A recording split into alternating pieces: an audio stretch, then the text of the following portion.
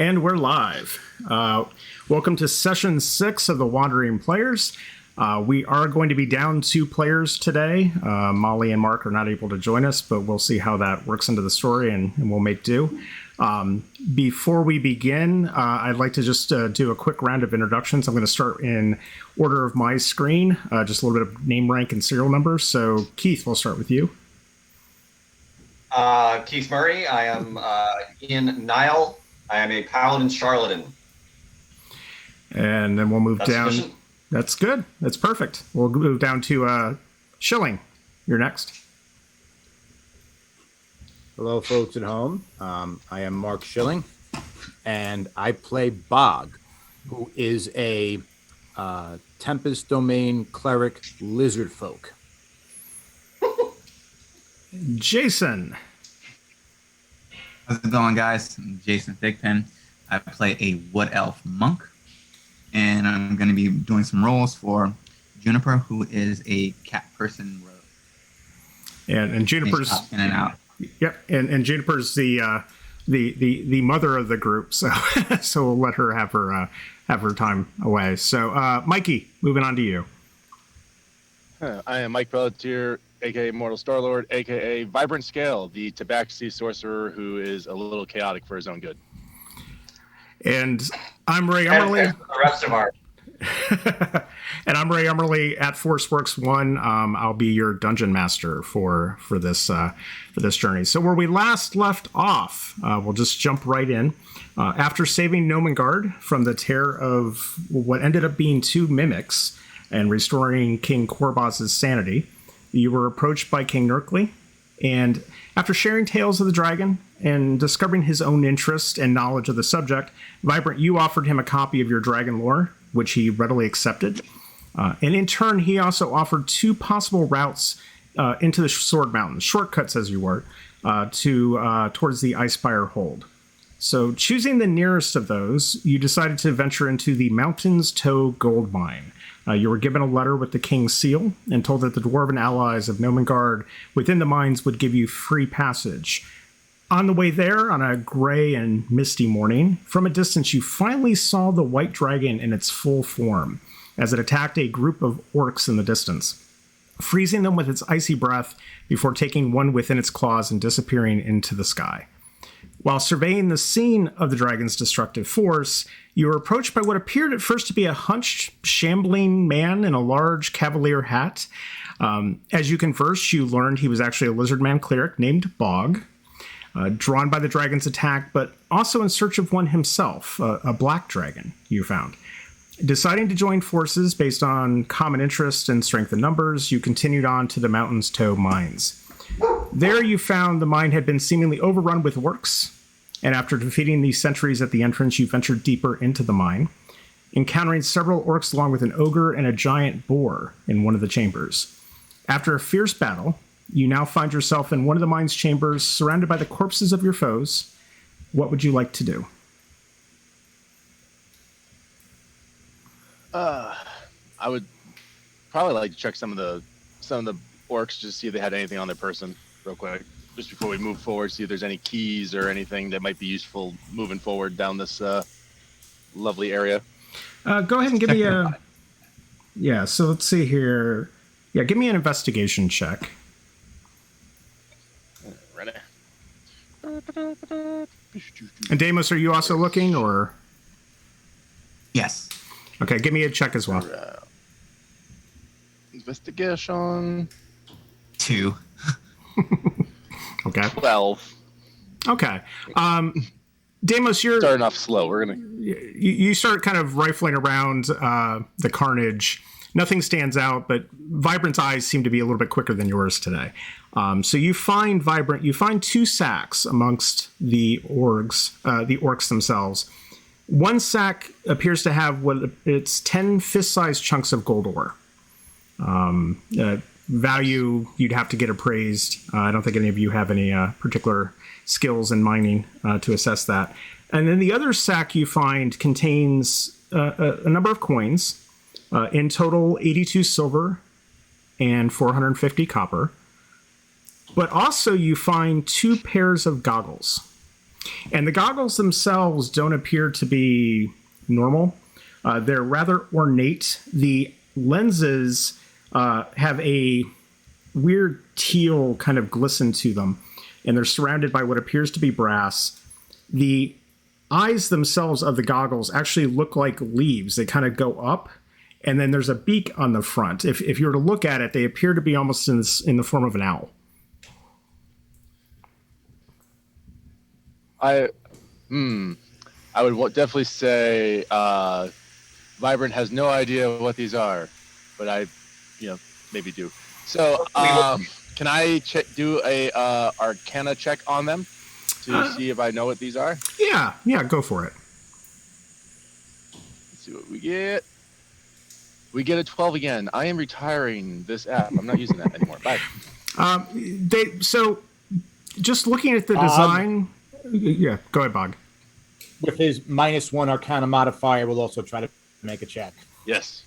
Like holding them up, I'm like, ooh. It's got like a little 9. shine to the. 9. Okay, so both of you You're apparently with me. Looks fantastic. you went to the same Arcana secondary schools. So yes, they look ornate. They don't look normal. They definitely appear like they might have a better function or purpose than just goggles, but that's the best you can tell. I put them on my face just to look through them. Okay, so Always works well. So you put them on, and you already have dark vision, so you can see fairly clearly. But what you find They're broken. what you find when you put them on is you seem to be able to see even further away than normal in the dark. Oh. Guys, it enhances dark vision. The dwarves would have made in their workshops. It almost looks more. It could have some dwarven craftsmanship, but it honestly looks closer to what you saw in Nomengard, just in terms of gnomish craftsmanship. It's very delicate. You expect kind of the dwarven pieces of it. Yeah. And that's gnomes. Yeah. I get my races mixed up. So if I see that it kind of like increases, like immediately he's just gonna immediately snap to thinking it increases his dark vision. And he's gonna like just kind of like pocket them for now. And then, all right, could use this for later to see farther than I need to normally see. Okay. So what are you doing with the second pair? Because there's actually 2 pairs. So are you keeping both? Second? Or, yeah. I'd probably give them to. Not. Can you not? Oh, that's right. You don't see either. I was gonna say I was giving to the ranger so he can see dark vision, and while using his bow, would probably be useful. Can we draw a crosshair on them for him? Yeah. So like a little cross on the lens. So for today's adventures, I'll be playing the role of Duros and Fletch. So when you hand them to Duros, he looks at them and kind of pulls his hood back, puts the goggles down, and what he realizes is he can actually see in the dark, which he couldn't before. You had dark vision the whole time? You didn't tell anyone? Weird. All right. And then you said how much money was in the stack real quick? And then I know it's like 10 chunks of ore, right? Yeah, so 10 fist-sized chunks of ore, and gold ore, and 82 silver, 450 copper in terms of coinage. All right. Just want to make sure I had the rest of that written right. I was like, yep. I'm a slow writer and I have ADD, so it's like trying to dual process. Are we going to split that up evenly amongst us? Did anyone see me pick it up? I'm going to share it. But I'm just... Yeah, I mean, they saw you. They saw you with the goggles. They saw you with the sack, so they did see. Yeah. Yeah. Yeah, no, we can split it up. Unless you want to intentionally try to hide it, and then we could try a sleight of hand check or something. But That's going to change the dynamic of the game a little bit. just a little. I've never. The only thing I will probably hold on to is the fist-size ore, but the silver I'll give to everyone else. I won't take any of that. So 82 silver divided. There's 6 of us total now, or not including myself. 7 total, actually. Yep. Yeah, so 6 not including me. There's no calculator on any of this. This is great because I love math and all. 82 divided by 6. Whoever wants to do that quick. Probably before I get my calendar up. Hang on, I got a calculator. 13. Is it? There you go. 13.666. Yeah. So we'll give Ian 14, and everyone else gets 13. Because I did the math. Yes, because you did the math. You get the one extra. Service Did you fee. say 450? 14 silver. So 14 silver for you, 13 for everyone else. Oh no, I thought Ray said 450 copper. Yes, there's 450 Oh, copper as well. Conversion. Oh, damn it. You do that math too. Huh? I thought you were converting No. There's 7. 75 copper apiece. Everyone gets 75 copper. I know. Nobody told you there'd be math. I know. So it's okay. 75 copper for everyone, 13 silver pieces for everyone, except for Ian, who gets 14. 450 copper. Yeah, Not yet. Conversion. I'm hearing myself on the echo. I think somebody's got the stream going. There we go. Somebody's I actually. just muted. Yep. Okay. So while this is happening, so as you've been looking at the goggles, you're picking up the coins. Bog and Deimos, give me a perception check. Perception. That would be.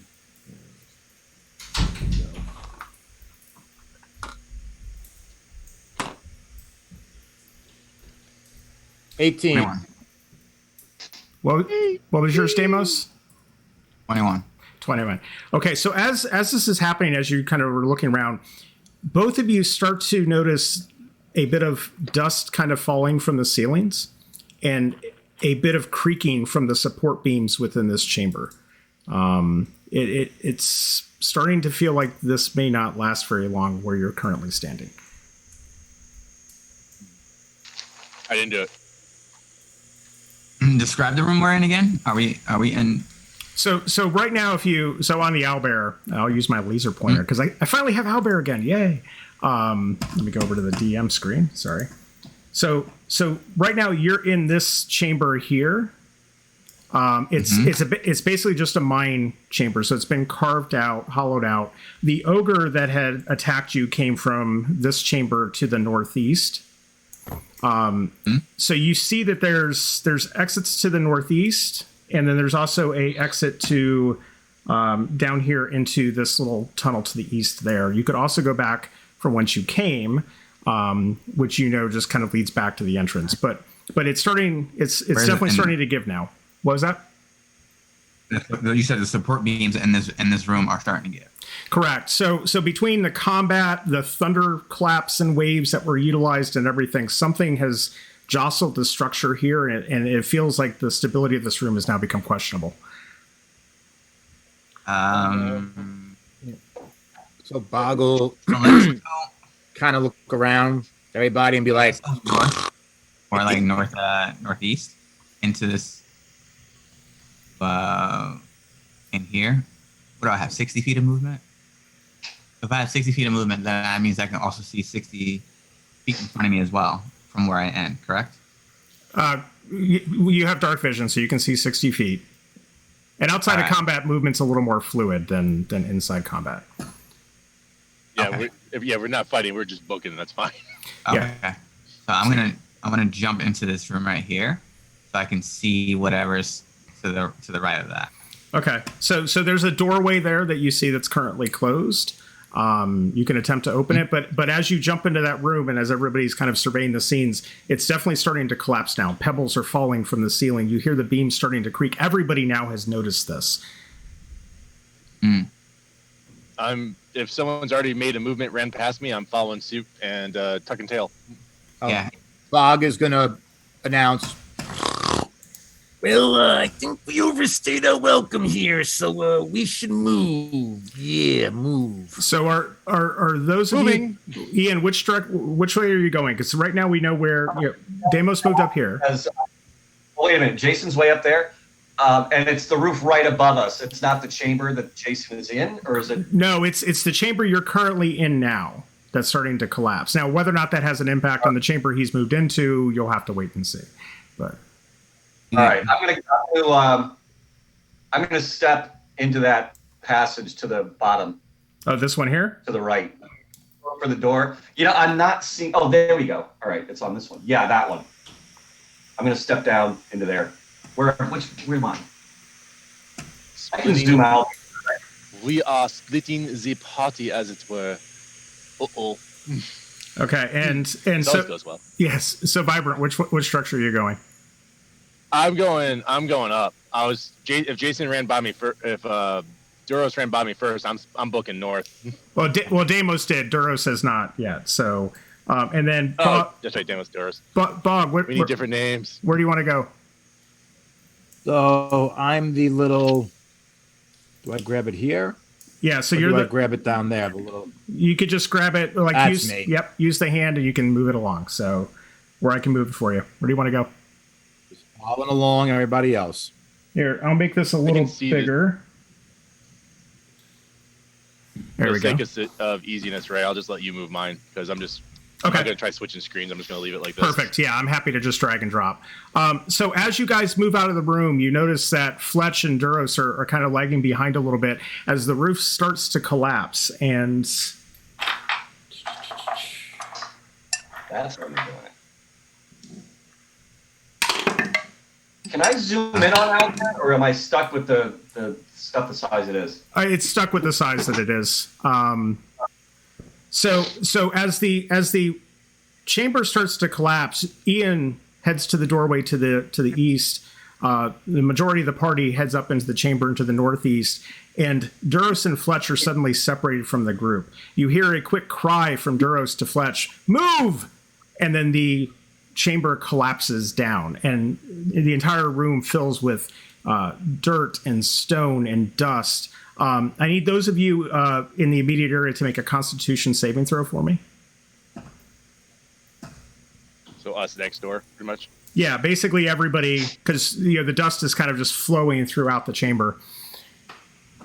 Oh, do I need to do that too? Yeah, you're in proximity. 19. 18. 13 for me, and let me roll one for Juniper. Gotta face these 20s up. We gotta get that 20 juju going on this dice here. 4. 4? Okay. 16. 16. So everybody but Juniper, Juniper just starts coughing. She just inhaled too much of the dust and just she's racked over, just trying to catch her breath. The rest of you were able to at least, cover your mouths and shield yourself and hold your breath so you didn't inhale everything that happened. But you now find yourself, separated from Ian, as the entire chamber. So within this area here, actually, let me see if I can just draw a little bit here just to kind of give you an idea. Sorry, guys. Here we go. Was Jamo get that door open, or is she standing in front of it? What was that?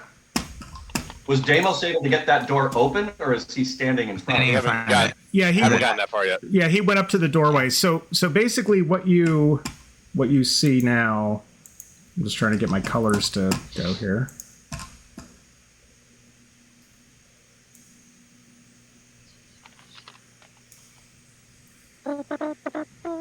So basically, this is how the chamber now kind of is closed. So those in the northeast are separated from Ian, and Duros and Fletch have also been separated from the rest of you. You're not quite sure if they got caught in the avalanche itself, or if they're just trapped in the back tunnels. They didn't come forward to either one of your locations.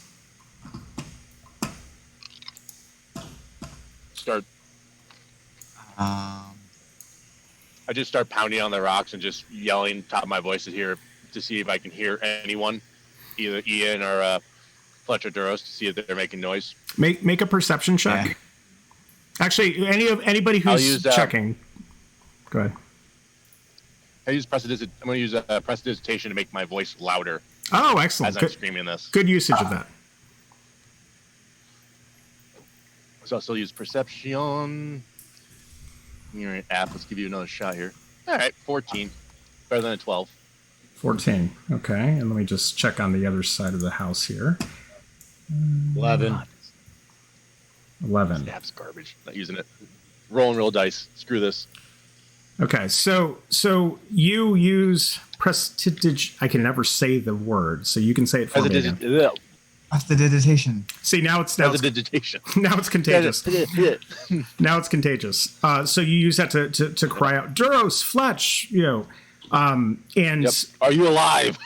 as you're listening, and Bog, you're also listening, and you're kind of pulling at the rocks and realize that there's just too much to move.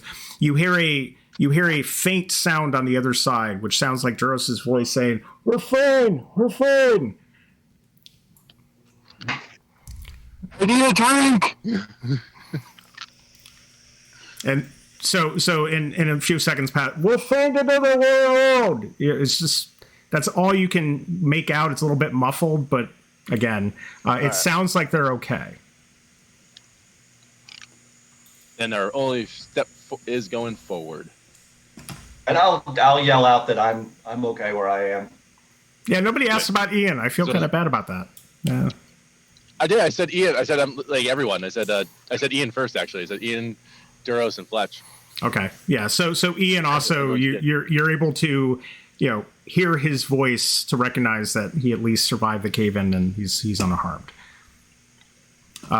So let's start this way. So Ian, let's start with you. There is a doorway here to right in front of you. It's really the only path forward. Okay. Is there a doorknob that I'm trying, or?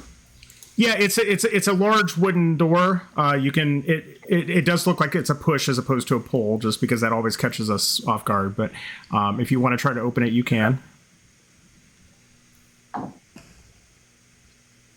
Is it just straight roll, or is it is there a modifier? Do a strength check for me. Just it's a little tight, so do a strength check for me. 18. 18. Yeah. So you're able to push, and you feel the door kind of give. It's just apparently a bit of the cave-in had shifted some of the rocks at the top of the door, making it a little hard to open, but you're able to get it forced open. And what you see on the other side, as I go to my top, is a chamber that looks like this. And you can do, there's nothing, from what you can tell, there's nothing in the chamber itself. Actually, I stand corrected. Hold on, let me go back here. There's a lot going on here. Yeah, so from what you can see as you open it, it looks to be some sort of equipment storage, at least in the part of the room that you can see. You see racks of equipment, mining gear, pickaxes, those kind of things. Neatly placed in some regards, and some others kind of hastily discarded. But this looks to be where they kept most of the mining gear.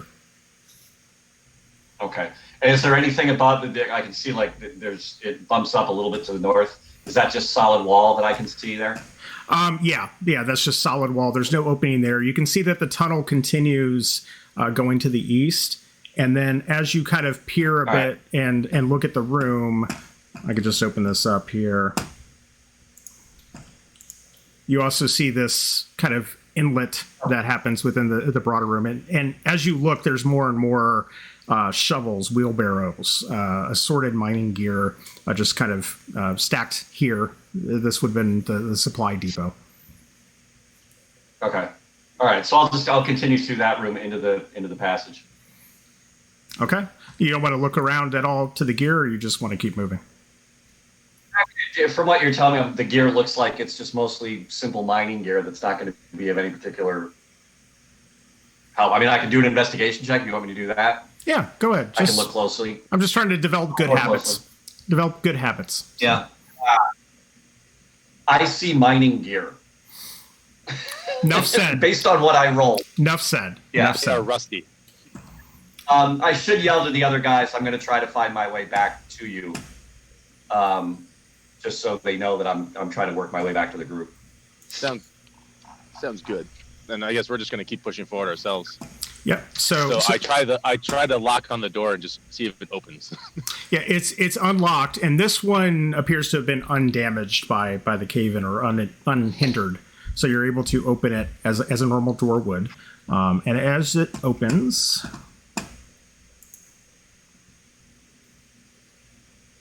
and as you enter, you can see. Let me get the right blocks here. That one, and then this one. Okay. You can see what appears to be a passageway that goes to an intersection. about 15 feet ahead of you.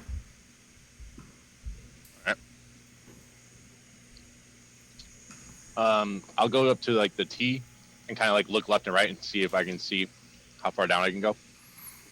Okay. I'll move you over there. I'm just gonna start making my way. Okay, so you go up to the T. What about the rest of you? Are you following in as well? Yes. Okay. Is this as tight as the other corridors where it's like I'm kind of like maybe hunched a little bit? You actually have a good amount of like clearance. It's about 7 to 8 feet tall at parts in the ceilings here, so a little more carved out. But it's still only about 5 feet wide, so it's still kind of a narrow path. You can kind of go 2 by 2, but more like 1.5 by 1.5. So as you come to the intersection, what you can see here is you see immediately in front of you how much is that going to reveal? A doorway. Okay. To the immediate north, and as you peer around the corner, what you see is another passageway, but the passageway itself looks to have suffered some sort of cave-in. It looks like some of the rocks are still kind of falling off the debris field, so it looks like this might have happened from the vibrations from the other cave-in, but it's closed off that portion of the tunnel. All right. And then to your immediate right, since you're looking left and right, let me see here. I got to get to the right one.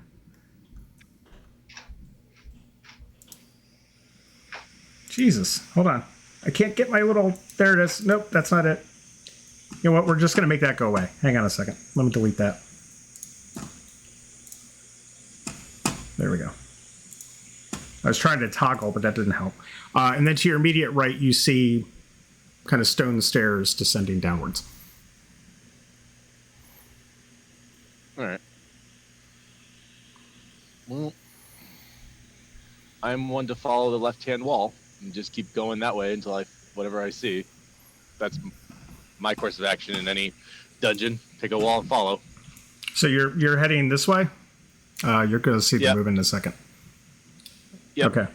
So yeah, I'll go that way. I'll see the rocks, and then I'm going to see that I'm not going to waste time trying to clear them. So I'll just keep pushing. I'll see the door, and I'll just wait to see what everyone else wants to do at the door. Can I investigate the door to see if it's unlocked and what it's made out of? Actually, so you can tell just straight away that this door is actually, it's an iron door.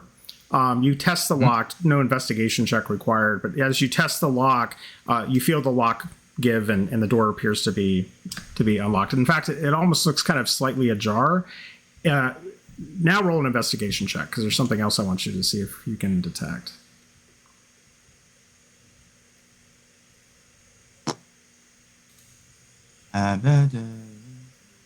Four. Yeah, it's an iron door. It was unlocked, so.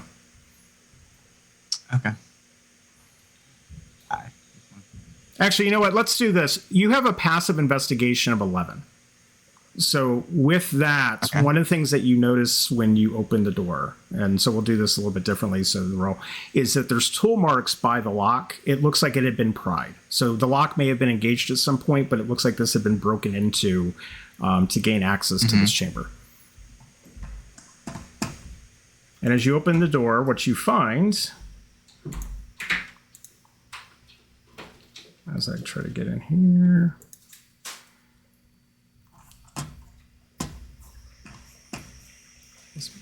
sorry, distractions and trying to move my mouse around. Yep. Too many mice clicks. Hang on. I've lost my mouse. Okay. So as you enter into this room, what you see here is this appears to be an office of some sort. It's been ransacked. There's furnishings that have, there's a desk with assorted papers all over it, a chair that's been turned over, an empty wooden chest that looks like the lock has been broken and the chest was ripped into, as well as a cot. And the bedding has been kind of disheveled and tossed aside, the blankets and the pillows and whatnot. Looking at the papers, you can see that most of them appear to be, invoice related kind of information, ledgers, weights and measures, things related to the mine itself.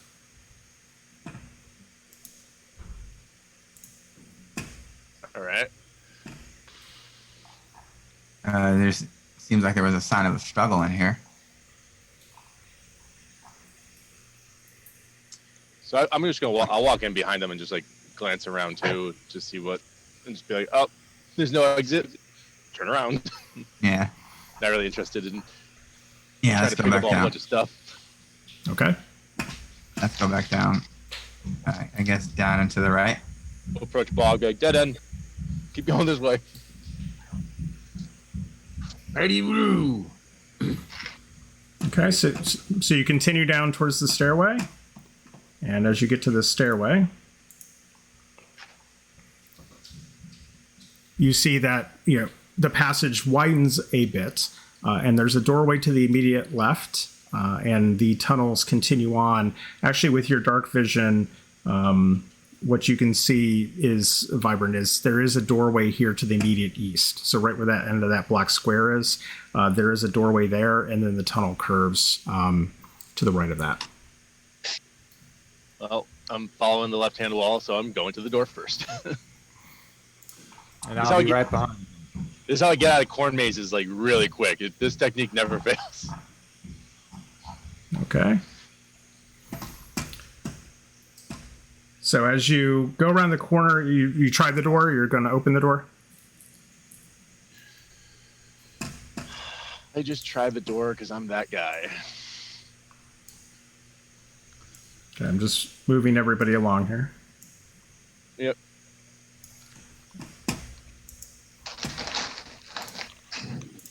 Okay. And trying the door opens. Again, it looks like the lock here has been broken, but this one much more obviously so. It's just where the door handle would normally be, and the key lock, it's just been ripped off. So as you push open the door, what you find in this room is another room that's been ransacked. There's 2 wheelbarrows that have been turned over, a number of broken barrels, and a large empty bin. If you want to look around the room more, give me an investigation check, or anybody who wants to look around the room. No, there's, yeah, I mean, I'm not really looking for much really right now. I mean, Okay. I'm just trying to find a way out because obviously I'm more focused that everyone else is pinned Separated. back in the party. So I kind of want, so yeah, I'm just trying to find a way to keep moving forward to pick back up with Ian or to see if we can find Yeah. a way to get Fletch or whatever. So I have a 13 investigation for the room. 13 investigation. What you notice amongst the debris as you're looking around and within the bin is that there appears to be traces of a shiny yellow metal. It looks to be gold on many of the containers, but no gold itself. But this might have been some sort of storage room. So I'm going to keep moving south. okay. So before you guys go there, Ian, let's pick back up with you. So you're down here. You're moving down into the tunnel, I assume? Yep. Okay. So as you move forward, you see that the tunnel itself curves to the left. You don't know whether that's a dead end or not just yet, by the way. And then also continues to the right. I'll check out the left. I mean, I'm going to check out the left. You're going to check out the left? Okay. So as you go down the tunnel, just 15, 20 feet, it is a dead end, but what you see leaning against the back wall of this tunnel is a dead dwarven miner. And he's holding his pickaxe kind of in his lap. His head is slumped. He's obviously been dead for some period of time. Just sitting there against the wall, sad and alone. Investigation. Can I just check him out, see what he's got? Can I make any assessment as to what might have killed him? Make a medicine check. Nat 20. Nat 20. So That's with, rare with these dice. It is. So with that kind of roll, what you could tell is he would have probably died eventually from smoking.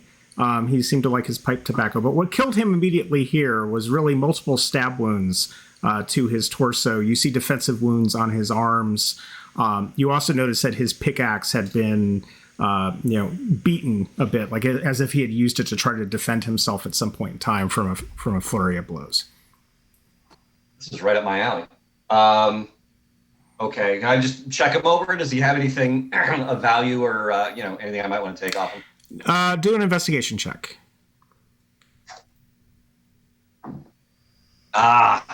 See? Now they're rolling the way I know them to. I got a 4. 4. No, Back to he normal. just mining clothes, the pickaxe. His helmet has been kind of tipped down over his eyes a bit. And you can kind of see where the candle that he had used for his mining light is just kind of melted down to the front, but nothing of value that you could find. So I'll turn around and go back and head into that opening to the right. Okay. So here you find stairs going north. They're actually going up a bit. And then there's a passage that continues to the south, and you do see a doorway to the immediate east.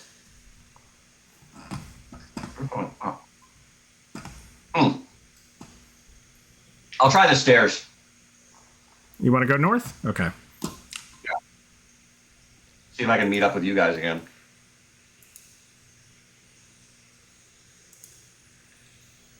So as you try the Well, stairs, as- you hear in a distance the sound of voices. You also see the light from Boggs. What was it? Your sword, Bog, that you had lit up with your spell? Was that still active? It should be active at this point. So you see the glow from the light. You recognize the sounds of your party ahead of you. Be ready for fireballs and whip them down the hall. Hey! Make a dexterity saving throw. No. All right. Be happy. And I'll Here just we go. shout out, guys. Quick. We know That this. you, Paladin? Anticipating a response? Yeah, you know. Not just silence. And you guys? That you, Paladin? Yes. Oh, someone's on that. Well, hello, Eon. Glad that you're not squished to death. Yeah, that's a good thing. Thank you. I appreciate that. Good that you're not dead. Didn't see much getting here, but there is a dead dwarf that looks like he's been stabbed multiple times. I don't know if that fits in with anything you guys saw. No, we just Have saw anything empty, valuable on him? empty room. No. All right. Well, shall we continue then? You guys want to go back where you guys came from, or keep going the way I was going? I would just point to the because I didn't go down the hall like, who is it? We got an opening going this way to at the T. I would probably be Okay. looking to go straight. I would have been looking straight instead of down Okay. Okay. to see. So I'll what's- come up, you guys, up where you are. So you're right here then. You see it in a second. Boom. Yeah. Okay. All right. Oh, I'm going to come up. Who's that? Who's in front of me right now? Is that Juniper and In front of Yeah. you. Juniper Jason? Oh, Oh, nope, I'm up here. I'm sorry. yeah. I got Juniper and Deimos right in front of me in the passage. So I guess we'll reform the group. Vibrant and Bog are at the T, kind of looking down. So we'll all come back up here. Okay. So you find yourself in front of another door. Now this door is actually it's just a wooden door with heavy iron hinges and frame. The lock appears to be intact, but you won't know if it's locked or not unless you try the door. I'll try the door. Just see what happens. Okay. Well, I'll just try the lock to see if it's locked or whatever. Yeah, this door is actually locked. And does it look like it's locked via the lock that's on it? Like it's not. Is it a padlock or is it like a key lock? It's a key lock. All right. And Junior used her thieves' tools to Absolutely. pick the lock. Yeah, so make a dexterity check for me. With she's got proficiency, I believe, in the thieves' tools. So with proficiency, She does.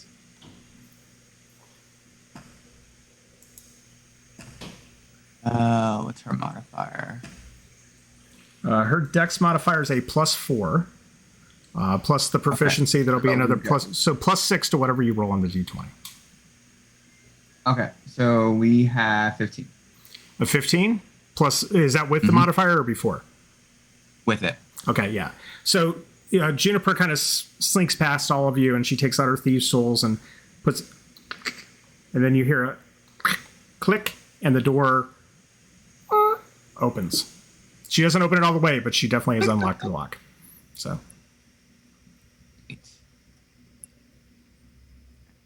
I'll open it. I'll kind of like Yeah. she'll like because I'm so tall. I'm assuming she probably she's probably tall too because we're the same. yeah. I'll just kind of like put my arm out and just open the door. Okay. So as you open it, you see a passage that leads towards the east, and then you can see a curve or a bend in the passageway about 15 feet in. I'll kind of look around and see if anyone wants to lead, and if no one steps up, I'll just start making my way up.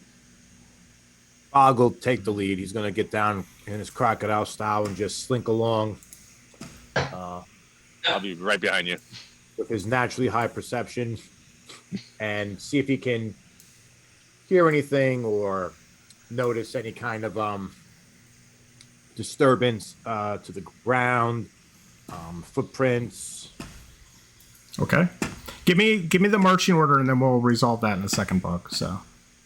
So we've got Bog in the front. We've got Vibrant right behind. What about the remainder of the group? Amos and Juniper are probably. Wouldn't Juniper be in first? No, she opened it. got- Yeah, she unlocked the door and opened it, but she kind of moved off to the side. She wasn't willing to kind of take Gotcha. point into the unknown, but she got the lock open. Gotcha. Okay. So yeah, Juniper will go in, and then I'll come up her rear, and I don't know what Ian's gonna do. I was going to say, we're not doing phrasing Bog. anymore, or? That's kind of the order up the tunnel, so Okay. I'll bring up the rear. So as you go, so Bog, as you turn the corner a bit, make a perception check for me, and actually make a perception check with advantage for me. Oh, I copied it in this. 15. 15. Great.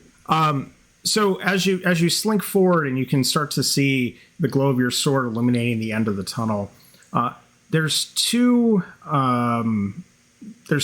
corpses that are laying on the ground in front of you. You can smell the stench of death in your nostrils from the decay of the bodies, probably dead within the last week or so. One looks actually there's one that looks to be an orc. There's one that appears to be a miner. The orc has a pick embedded in its chest. You can see the pick sticking out of its chest from the light that you have illuminated. I'll kind of like turn back to the group, say as quietly as possible for a giant lizard. Well, looks like we got 2 dead bodies up ahead. Still smell them rotten. Probably about a week or so ago. Yeah, about a week. It's another one of those dwarven miners and an orc. The orc got a pick sticking out of his chest. Yeah. Well, this dwarf is dead, but looks like he took the orc with him. Yeah. So let's be a little weary as we go forward. Yeah. Just keep an eye out. Yeah. Keep moving. I'm not up front. I'm like, all right, keep moving forward. Boom. So, Yeah. Does anyone know go ahead. what dragons eat? Food. Oh, and Boggle, of course, searched the bodies because he's right there as he passes them. I'm guessing this place is a little close to be praying about a dragon. Yeah, it's Yeah, a little let's- tight. It's a little tight in here. I'm in here and mine. That's what we're dealing with. I'm I'm saying gonna it's answer your better to be question. prepared if we hack off a leg for dragon bait. So Bog, roll an investigation check for me if you're looking at the bodies. Sure.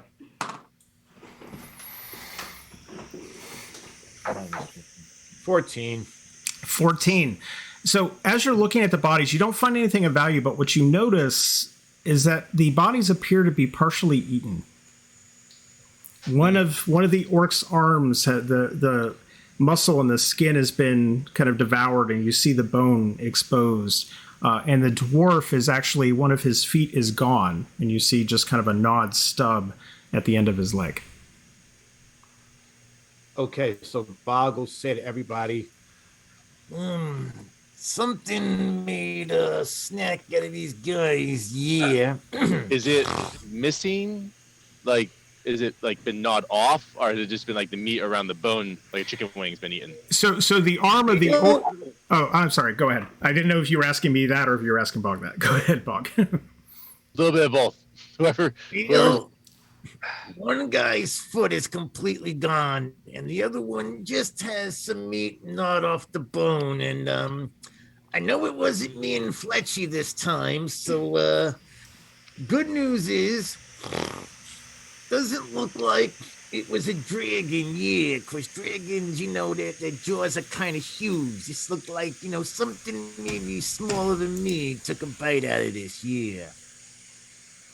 Can I roll an investigation on it just to double check that it's not a dragon bite? Because if we are kind of, I know the dragon we're looking for is kind of like a young dragon. It's not necessarily a big dragon, so it might, if I can stand up full in here, it might fit, kind of like scurry its way through these tight tunnels.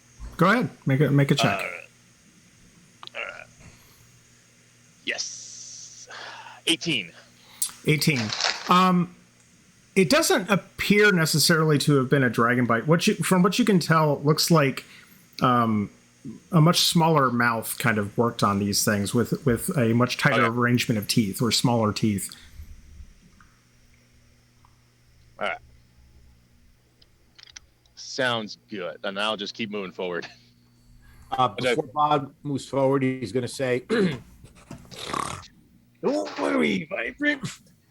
If it makes you feel any better, I don't think there's any way Varaga Hafner can be in here with us. Yeah, he's kind of an ancient black dragon, yeah. That's good. That yours is an ancient. Ours is a little smaller, I think. Okay, I so still don't know which dragon we're looking for. got it. Bog is moving forward. Hey. Bog, as you move forward, make a perception check for me. Oh, hold on a second. I'm going to stop right there. Turn this screen back on. Going to make a perception check.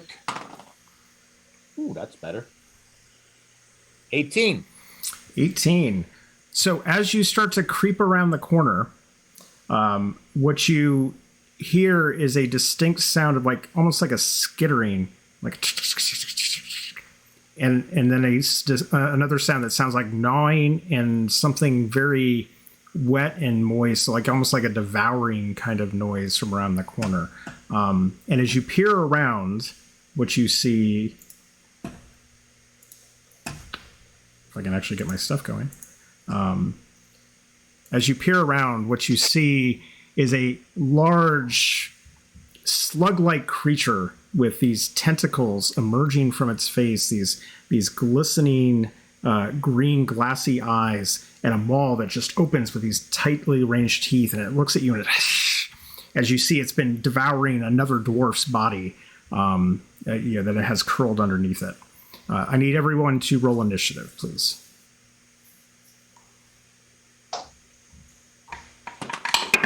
Oh boy. And then give me a second. Give me a second. I'll ask you guys in order, just so I can keep it tracked.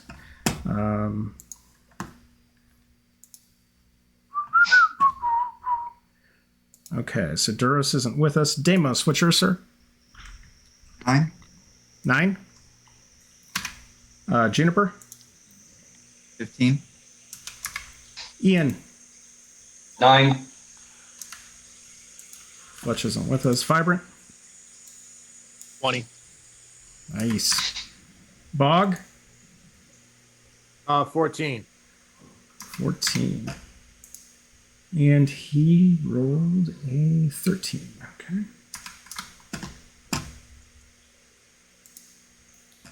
So Vibrant, you're first. So you're right behind, as we've been progressing here, you're right behind Bog. So you can kind of see this over his shoulder as you kind of peer forward. What would you like to do? Firebolt, firebolt, firebolt, firebolt.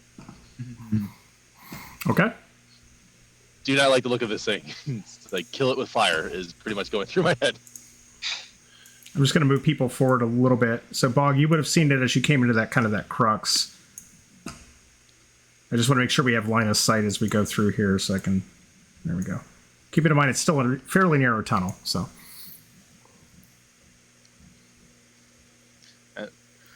And I still, because we haven't long rested or anything yet, so I'm low on sorcery points. But I'll use my last sorcery point to twin spell this thing. Okay.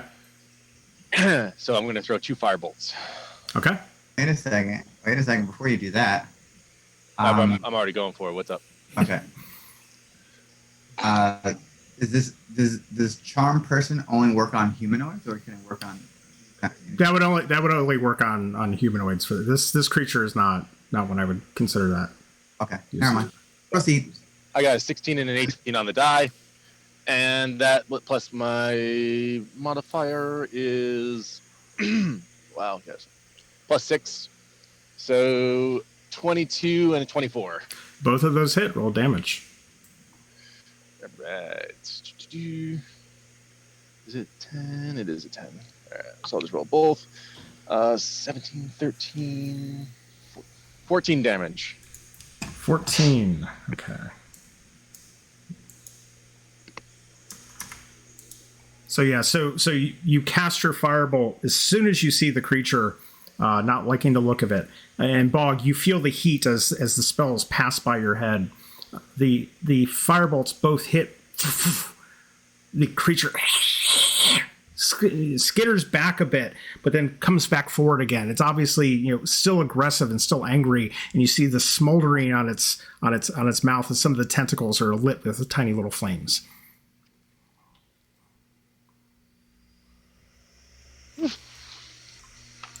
Any other actions from you? No, that's it for me. Okay, so Kind of like I'm going to tuck up against the wall just so if anyone else wants to make a move at this thing, I'm not blocking ways. Okay. Juniper would be up next. Does this thing have legs? It does. It's almost very insect-like with the legs. They're tiny little, almost like centipede kind of legs that go up, up the body. Okay. Juniper is gonna swirl and try to slash at the legs. Okay. So she navigates through the The group. rapier. Yep. Mm-hmm. And she's got enough movement to allow that. So. Or she's feeling.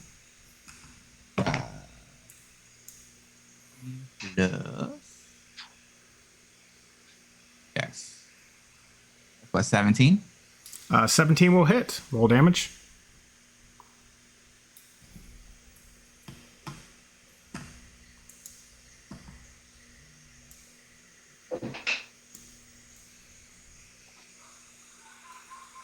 Great. Plus 2, so that's 5. 5 points of damage. So Juniper slides past everyone and just, and she actually manages to take off a few of the legs with her rapier, and the creature just tentacles screaming starts to come forward a bit for closer to each of you.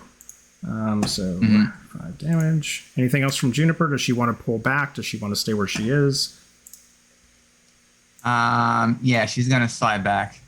She's an in and out type fighter. Okay. That brings us to Bog. Bog, you're in the front of all this, so. Yeah, wish we healed up a little bit first. Okay. Just looking over here, getting ready. Coulda, woulda. What's my? I can look. So, am I in strictly melee range yet, or can I still attack from afar? You're within 10 feet. I mean, if you want to take a step forward, you would be within melee range, but I would say you're within 10 feet. It's not like you came across this and just stumbled and he's right there face to face with you. You have some time if you want to do a ranged attack. Okay. Bog is going to.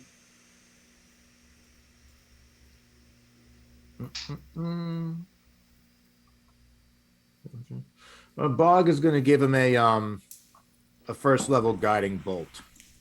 Okay. That's a dexterity saving throw? No, I have to roll to hit him. Okay.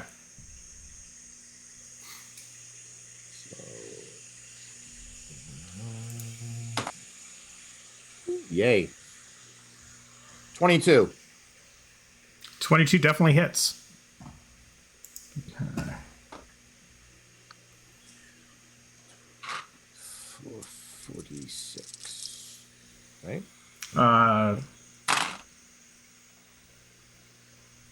Yes, at first level, yeah. 46. Yeah. This is 46, yep. So.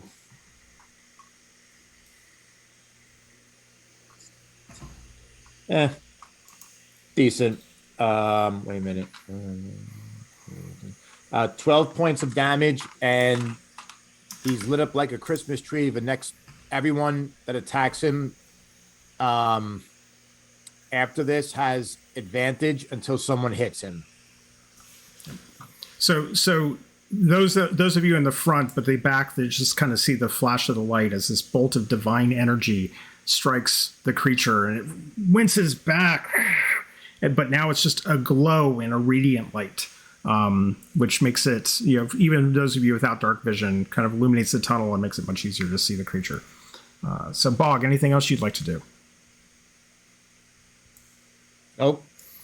So it's the creature's turn.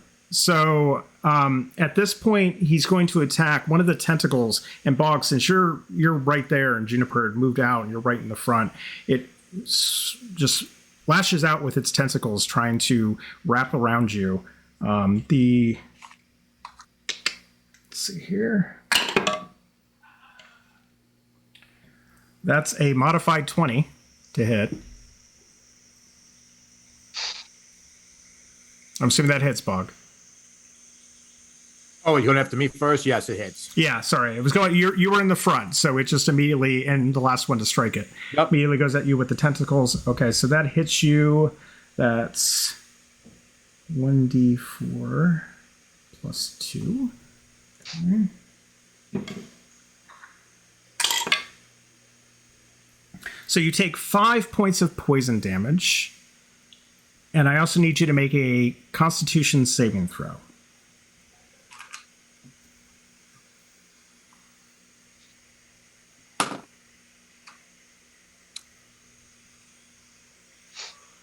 $12. 12.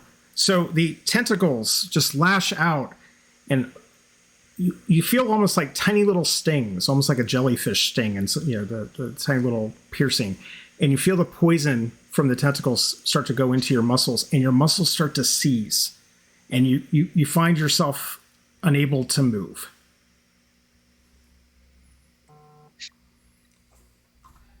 So that's the first of the creature's attacks. So now that it has you in its tentacles, you see the maw coming towards you as it attempts to bite.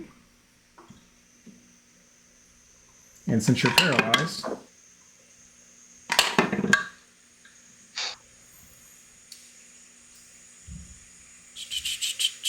so that's going to be a 19 to hit. That hits.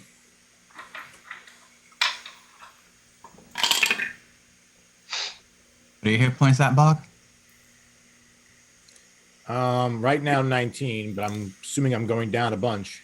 That's actually not too bad. That's 4 points of piercing damage from the bite. So as you're grasping the tentacles, you feel the maw just kind of come down right onto your shoulder area and dig down into your flesh. Okay. So as those of you behind watch this happen, you then notice from behind. Another one of these creatures skittering up the top of the cavern, over the top of Bog and the other creature, and coming over the top of the party, coming down to attack. And so it's going to actually go for you, Vibrant, because you're the next closest. And that's a 12 to hit. 12 will not hit. Okay, so as it comes over the top, it tries to lash out with the tentacle, and you're able to just move away quickly as the creature establishes itself in the fight. And that's going to be its turn. So now you have 2 of these creatures to deal with as we go to Deimos. Deimos, you're up. Okay. Now is the second creature, he's right on top of a Vibrant.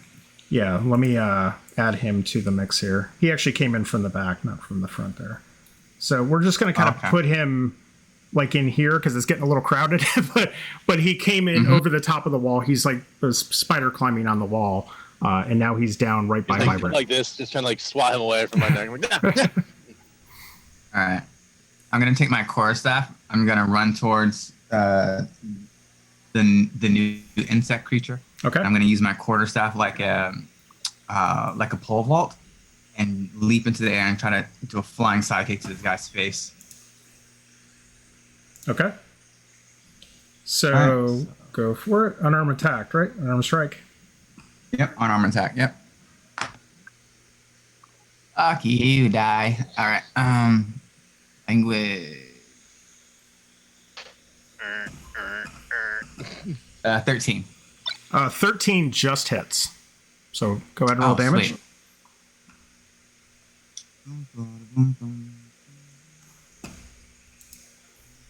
There's 2 of them now. There's 2. There's the one that's engaged with you, and well, actually, at this point, more second base with you, not quite engaged just yet. And then there's the one that has just gone down with Vibrant. So 5. He liked it, so he put a ring on it. yeah, so, 5 Deimos for the first attack. Okay. Yep. Yes. Okay, so you're able to you pole vault. There's a little bit of limited space, but you pole vault in. You just flying kick right into the creature. You definitely have its attention. What would you like to do next? You still have your bonus actions. Yes. How close am I to Bog? At this Right point, yeah, roughly, because the other creature moved closer, so you're kind of all within 5 feet radius. So you're not going to have to move far Right.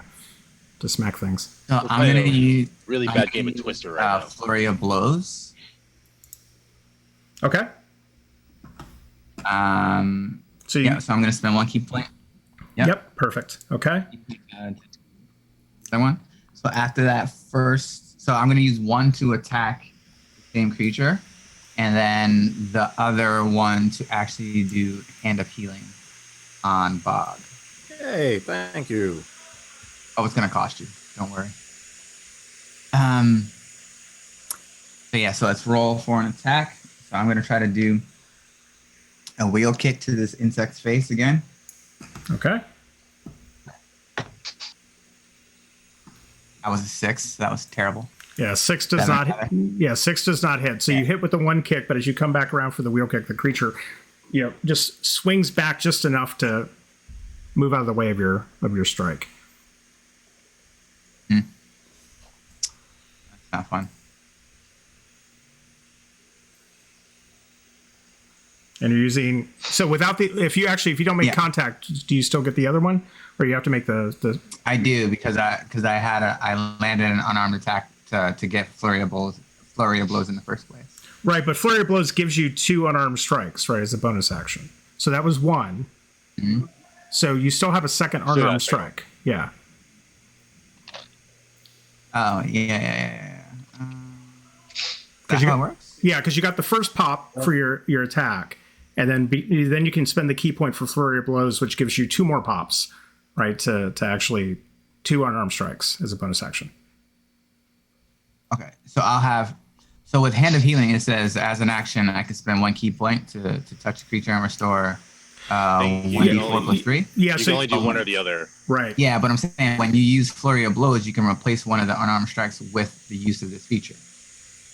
So Oh, so instead of doing 2 So- attacks, so you spend another key point to do. yeah. So like I okay. did. So my first action was like the flying sidekick with the quarterstaff. Okay. And then I use Flurry of Blows, which gives me 2 unarmed attacks, and I can use one of them for Hand of Healing or Hand of Harm. Oh, Okay, so the first attack with the unarmed strike for the flurry misses. So then you can still do the hand of healing. Correct. Okay. This is all Tasha's. I still got to get used to the Tasha stuff. So Yeah. Does it automatically hit when I'm using Hand of Healing? That's the only thing I don't know. that's a good question. Do I have to roll to see if it hits? Tasha's hand of healing is not an attack. It's just a. Right. I think you should. Yeah. So it should just be you would roll for whatever healing, right? So Roll hand the- of healing. Spend 1 key point to touch Yeah. a creature. Restore 1d4 plus 3. So all you need to do is Yeah. basically touch Roll a Bog d4. and roll a Yeah. d4 and then add 3 to it. Reach out and touch somebody's hand. Okay. Ugh. 4 points of healing. And roll the 1. Okay. So Bog, you get 4 points back. Better than nothing. You hear Bob kind of mutter, "Thank you." Oh, and that's nice. You don't have to spend a key point for the healing when you use it as part of Flurry of Blows. That's nice. So now- Exactly. That's why I Yeah. did it. So you can do it normally. You can. Well, I'm saying you can spend a key point instead of doing Fury of Blows. You can do this, or you can just replace one of your Fury of Blows with it instead. Yeah. That's pretty And slick. that's why I did it that way. That's slick. Yeah, that's why I did it that way. Okay. But that's Cool. not the same. That is not the same for Hand of Harm, though. Hand of Harm is a separate. I one. have to land. Yeah. Cool. Just Monks, man. Yeah. Monks. Okay, Now, so I forget. At level 3, I get 3 key points? yes, you should have 3 key points right now. All right. And I just used 1 to do Flurry of Blows.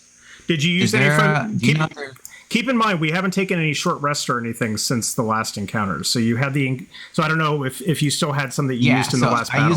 used one in the last campaign. Okay. Yeah. So you have one left. Yeah. Yes. Okay. But my question was, is there one of those key point things in the D&D Beyond? Yes, To there's kind of track it like everything Yeah. else? Yep. Yeah. So if you go to actions, Skills. Yep. you can also go actions all and scroll all the way down. You'll see key points there. You can just check it off in that lower right hand block. It's under other, so it's way down there. Yeah. It is there. Oh, okay. Gotcha. There we go. All right. Here we go. All right. All set. Pass turn. Okay. Do you want to stay where you are? You still have some movement left. So if you want to, Oh, yeah, I'm going to move out of the way. I don't want to get hit by the tentacle guy. okay. We're going to engage. We're going to hop back. So Ian, your time to shine. Do I have line of sight this new one that's entered the fray? This is the one that you see most clearly, yeah, because of where your position is. I'm going to use my command spell on it and tell it to halt. Okay. That's a saving throw for me, right? Yep. Okay.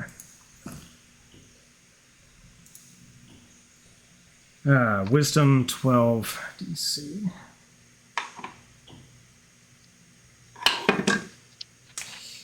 And that is that is a 12. He saves. Damn it. Well, So you Now what? you cast the spell and you halt, and the crawler just continues what it's doing. It didn't respond at all. well, shit. Anything else you Do I like have to any do? follow-up? Well, Something else? Or? You do have some bonus actions. Remember, you do have Divine Favor and Hunter's Mark and Thunderous Smite. Those are all bonus actions. Okay. I'll give Thunderous Smite a shot. Oh, I miss horribly. Wow. That's not surprising at all. Well, actually, hang on a second. Hang on. Womp, womp.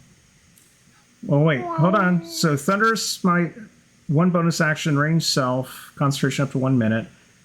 The first time you hit with a melee weapon attack during the spell's duration, your weapon rings with thunder. That's audible.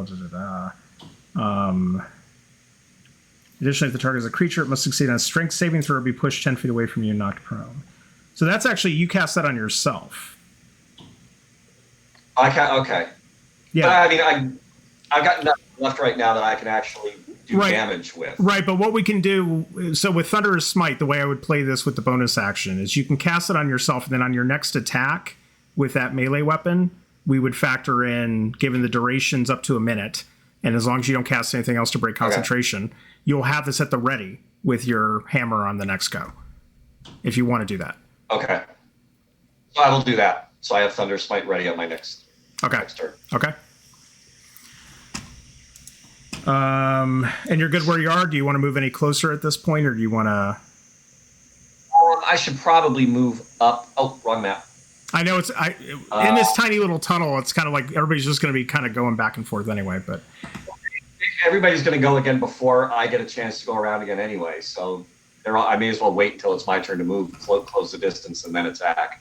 okay, so then we go back to Fuck this, back to the top of the round. Then Vibrant. I'm going to see the one that's currently latched onto Bog, and I'm going to kind of scoot to the side, kind of look it in the eye, and throw a chromatic orb at second level right up at its face and see if I can knock her loose.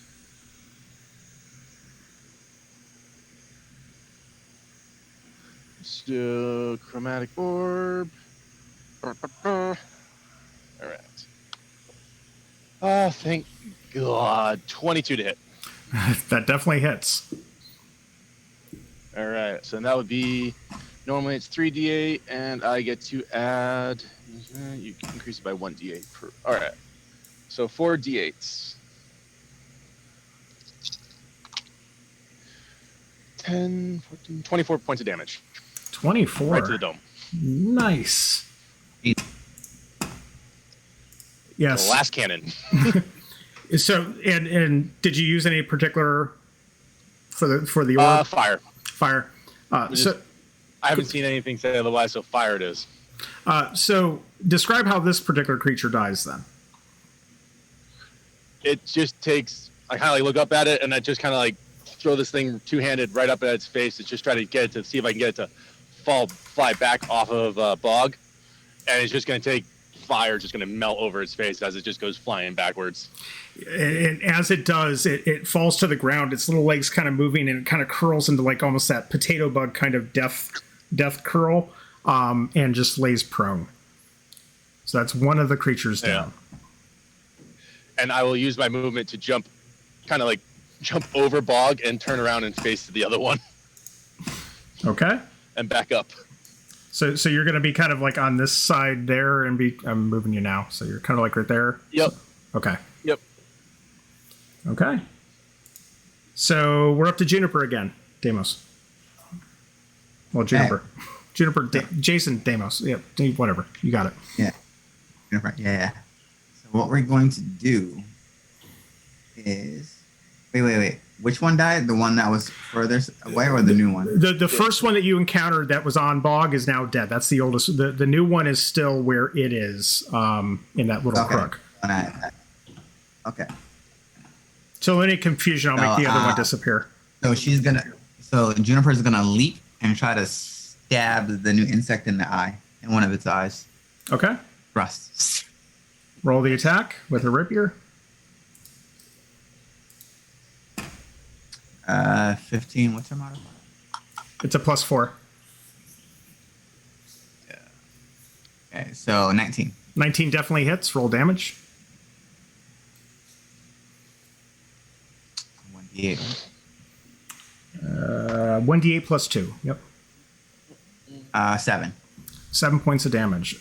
So she leaps through. She kind of cat-like reflexes here, moving through everybody, and just slashes right with the rapier, catches the eye of the creature. It just screams back as you just see this ooze start to protrude from what used to be the glass-colored eye of this monster. Okay. Anything else for her? Does she want to move back again? I'm assuming. Yeah, she's definitely gonna move back again. Okay. So Bog, you continue to be paralyzed, but you can actually make a saving throw. So go ahead and do a Constitution saving throw for me. 16. 16. So with the creature removed from you and you just sheer will, you feel your muscles start to relax a bit and you can move again. You're no longer paralyzed. The poison has run its course. But unfortunately, that is the end of your turn because you couldn't really do much in the beginning. So that moves us to the second creature, the new creature. It's his turn to attack. So is this order kind of, this, so with Juniper had come in with the rapier and striking at the eye, the creature turns its attentions towards her and charges the 10 feet closer. And he's going to attempt to attack with his tentacles. And that's a natural 20. Ouch. Yeah. So, so it's 1d4 plus 2.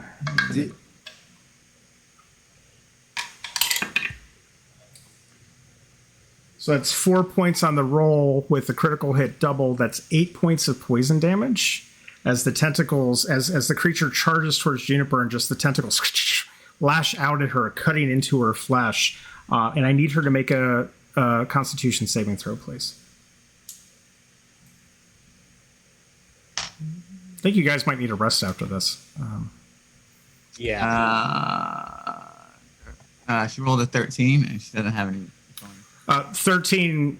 So as the tentacles rip in, she starts to feel the poison kind of seeping in, but she able to just shrug it off and pull away from the tentacles itself, and she's not paralyzed, so she's successfully saved.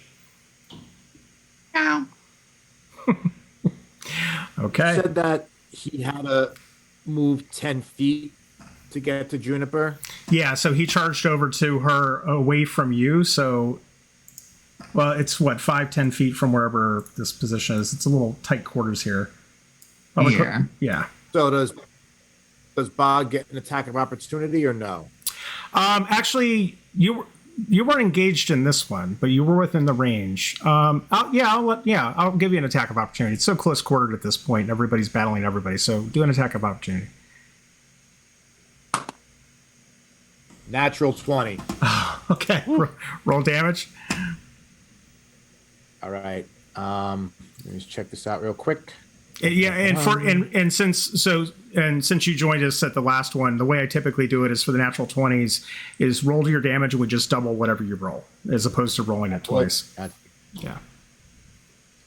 All right. So, hooah.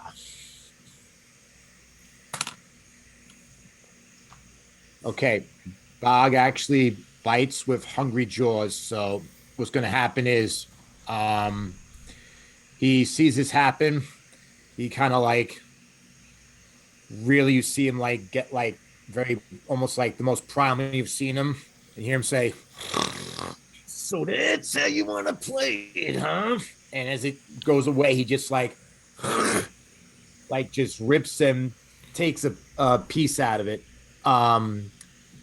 Hungry Jaws gives him 3 temporary hit points, and then you hear him say, "I like escargot. Bring it on." Yeah. So how much damage was that? Oh, 7, so it's doubled to 14 points 14. of piercing Nice. Plus you've got the 3 temporary hit points. Excellent. damage. Correct. Okay, so those of you watching, just watch like Bog just take a chunk out of this creature as it turned away from him to attack Juniper. Disgusting. And so the creature actually gets 2 attacks. So we have the attack of opportunity. We did the tentacle attack of opportunity. The other attack is going to be with its bite, so it's going to attempt to bite Juniper. But since she's not paralyzed, there's no advantage on this. That's a 16 to hit. Jay, on Juniper, 16 to hit. Oh, her armor class is 13. Okay, yeah, so that's a hit. And 2d4 plus 2. It's cocked.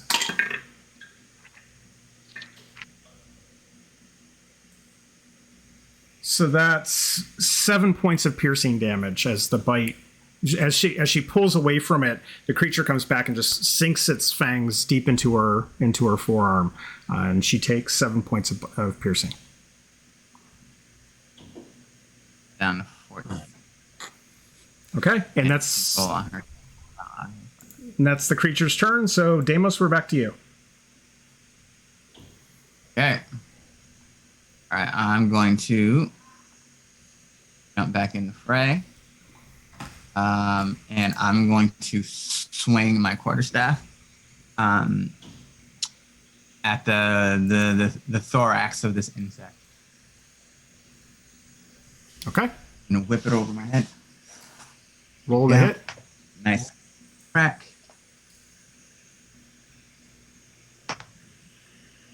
God, what is with this die? 6. 6 does not hit. So as you swing it over your head, again, because the cavern is a little narrow, it clips the cave wall just a bit and adjusts your blow just enough that it misses the creature as you bring it down. Okay. And as a bonus action, I'm going to try to push kick it away from me. So an unarmed strike. Yeah. Okay, let's see what we got. 14 plus 5, 19. That definitely hits. Roll damage. A 1. Yeah. 4 plus 3, 7. 7 points of damage. So yeah, so even though you miss with your staff, you follow with the push kit and create just enough separation that you move back a bit, and the creature also moves back a bit. So now you're at least 5 feet apart, and the creature kind of barrels down a bit from the force of the kick, but tentacles still rearing towards you. And that's your turn, unless you want to move anywhere.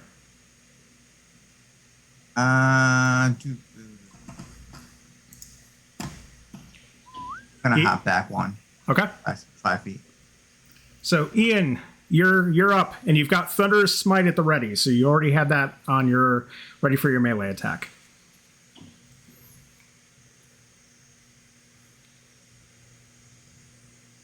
I will swing the hammer.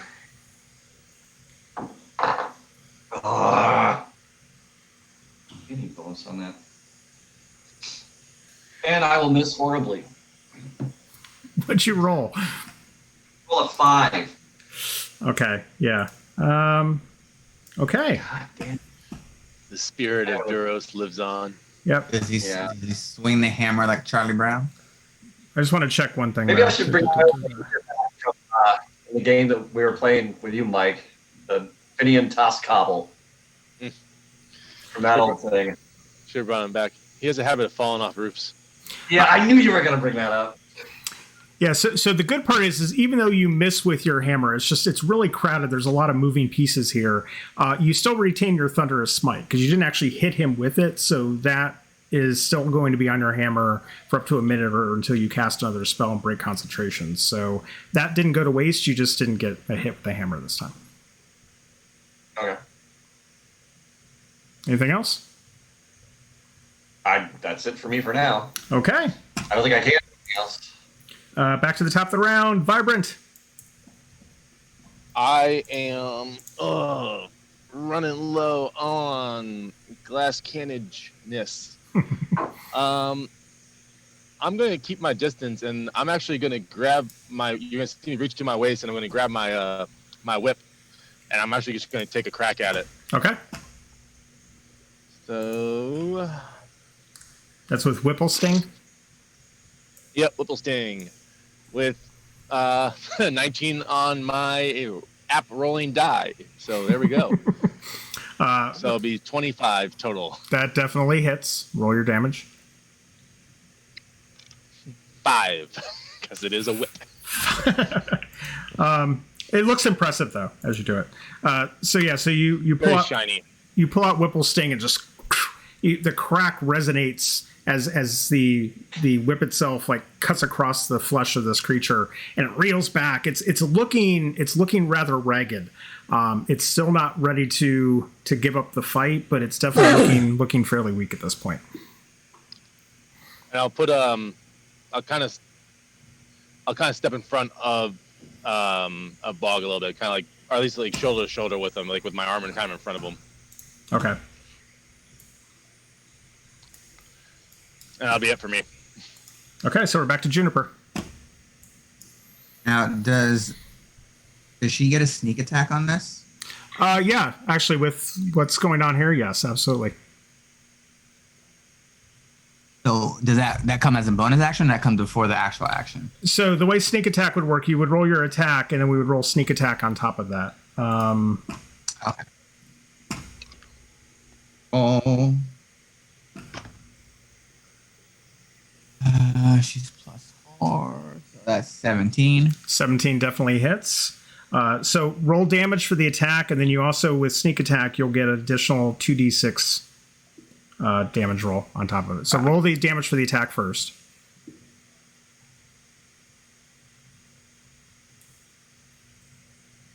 Two plus 2, so that's 4 4, okay. on the first one.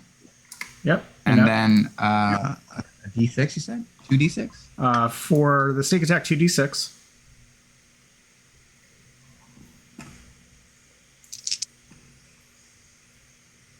A 6 on one and a 5 on the other. So 11 total. Tell me how Juniper cuts this thing down.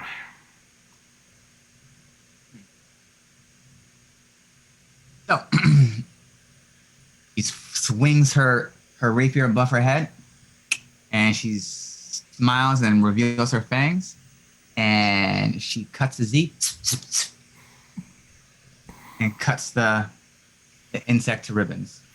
So as the rapier cuts into the flesh, you see the almost translucent in some ways innards of this creature kind of pour itself out. Yeah,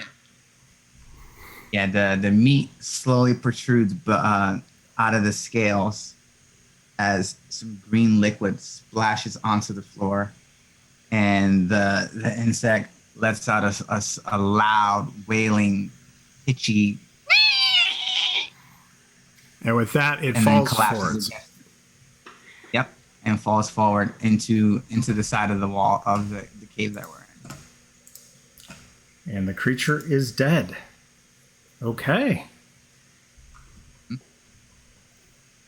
From what you can tell, there's nothing else around you at the moment. But as you catch your breath after that encounter, what would you like to do? I'm suggesting we may upgrade the short to a long rest, or at least definitely a short rest. Yeah. Oh, agreed. Can I heal Bog a little bit? Yeah, absolutely. You've got... What the heck is it? I got my thing that I can heal with. lay on hands. Might have to ask first. Yes. Bog, would you like to be healed? Sure. Who got nailed the worst out of this thing? Is it still him? Really? Well, Juniper got hit with 7 points of damage. Yeah. The two that you saw attacked were Bog or Juniper. And so... Who's worse off? What's Juniper at? Juniper's down to 14. Bog, What? what are you at, Bog? Sorry. 19 out of 30. Okay, so She's 14 out of 21. So Juniper looks All right, a little so bit worse for wear. Yeah. I'll do Juniper. So I can touch your starting remaining hit points, 5 hit points. All right, so I can get her up to 5 hit points. Do I have to roll for that, or does it? It's automatic. It's automatic. Okay. Well, so you had 15 total in your pool, right? Did you already use some? So the Not for days. The Okay. last time I would have used them, back in the Goblin Cave. Yeah, so your lay on hands, you have 15 total that you can do. You can choose Right. to do as many up to 15 within that pool as you want.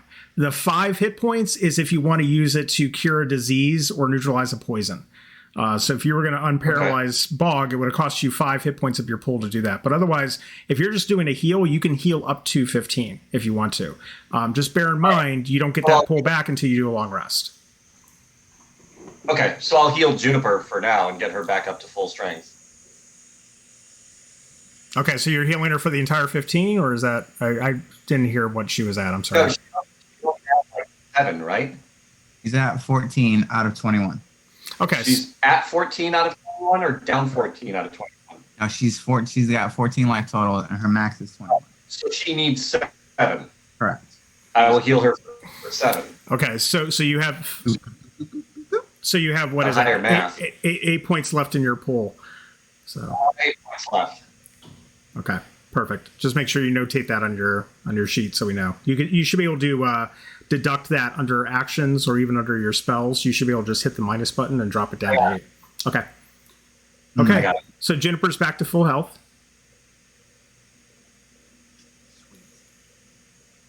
So are you guys planning on resting here? Do you want to find someplace else to rest? I would. Well, I know that there is a cavern. If we backtrack just a little bit, that has a door. That would probably be a safe bet. Probably right. Yep. Gonna turn around and walk back towards the cavern. Yep. And then we'll close the door and take a long rest there. I'm fine with that. Okay. No. So do you guys want to be? Are you talking like this area here, or are you talking in one of the rooms where you can like secure yourself? The room. There's Trying to one where we can secure ourselves. This door. Right? Yeah. Yeah, Okay. that one. Okay, so we'll just move everybody over there. Let's plan for. I'm assuming a short rest is what you're taking. I was gonna. thought we were doing a I long thought we were rest. doing a long one. If someone, I'm out of spell slots essentially, and I believe I Yeah. don't get them back at a short rest. Okay. Okay, so if you guys want to set down for a long rest, that's fine. Is somebody trying to secure the door, or at least make sure it can't be opened? Yep. Okay. Any Well, thought? there's some barrels and stuff in here that we can probably just like kind of barricade the door with. Yeah, easily done. So again, Yeah. it's a push door, so you're able to put stuff in front of it to, at least provide, if not enough of a barrier, at least you'll know if somebody's trying to come in or get through. It'll delay them enough. So, okay, so if we're going to go ahead and do a long rest, then it's 3:04 now. Why don't we also plan on taking a 10-minute break for bio, beverage, and so forth? We'll pause the stream for 10 minutes. So we'll be back at 3:15. So for those of you joining us, we'll see you then. Thank you.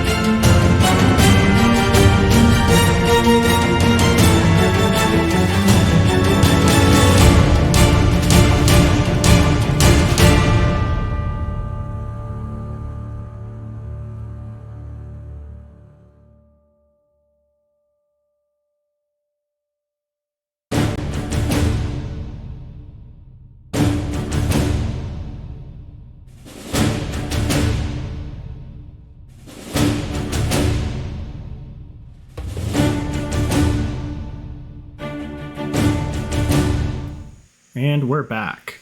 Okay.